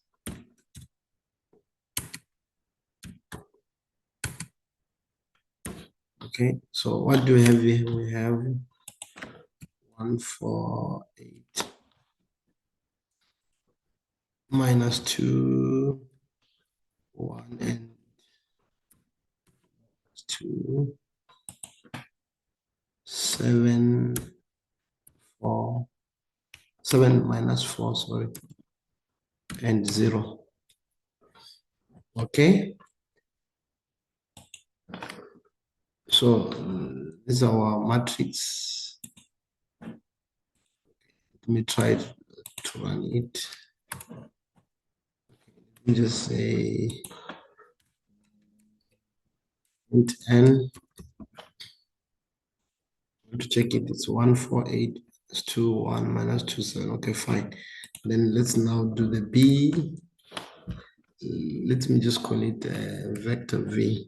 Just say v np dot array. I want it to be what? I want it to be a 3 by 1. So it's 1, 2, 3. Okay, fine. So it means this side I'm gonna put 10, first one, 3, and 7. So do also the print.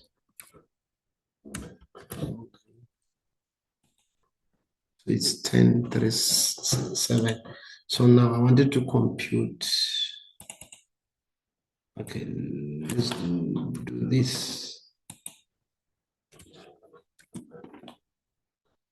Okay. Then after you print V1, okay, fine. And then now, so let's now calculate the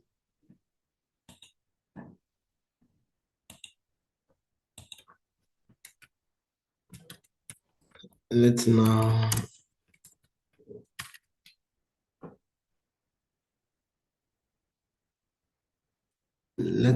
calculate the 3 by 1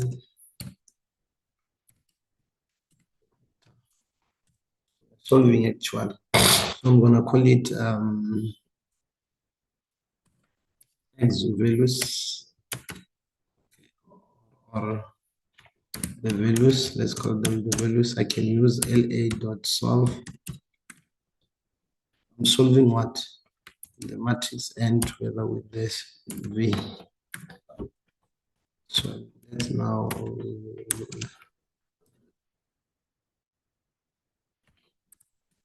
values. You see, it shows that the x1 is 5 point something, 7 and minus. You can also confirm that by using the LA, like the other approach. Remember I said here, if we have the AX equals to B, what do? We multiply, solve for X here, we multiply by the inverse, both sides. So you see that the inverse of this, it will give us an identity matrix, which will just become X. So we just have to get the inverse in that. So which means we can get the inverse of that. So we can say LA dot the inverse of matrix N. Now we are dotting dot V. It will still give us the same result. It means you can see that linear algebra is very important because now it minimizes us to be able to solve this algebraically. It was going to take a lot of time to evaluate the value of X, Y, and Z. So it's very important to be able to know how to deal with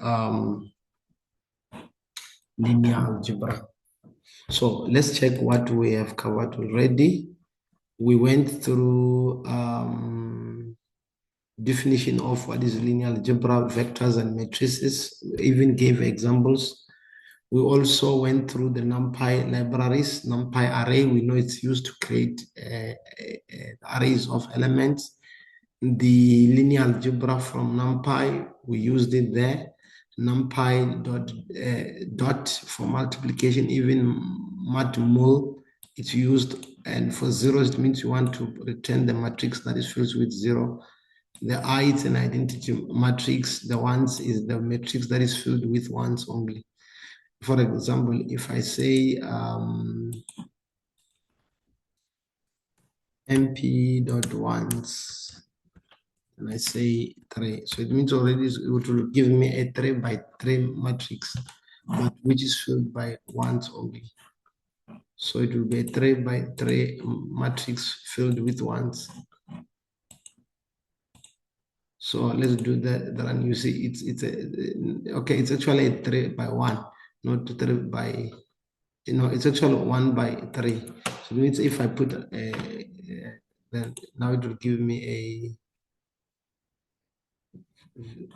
it says cannot interpret that. Okay, fine.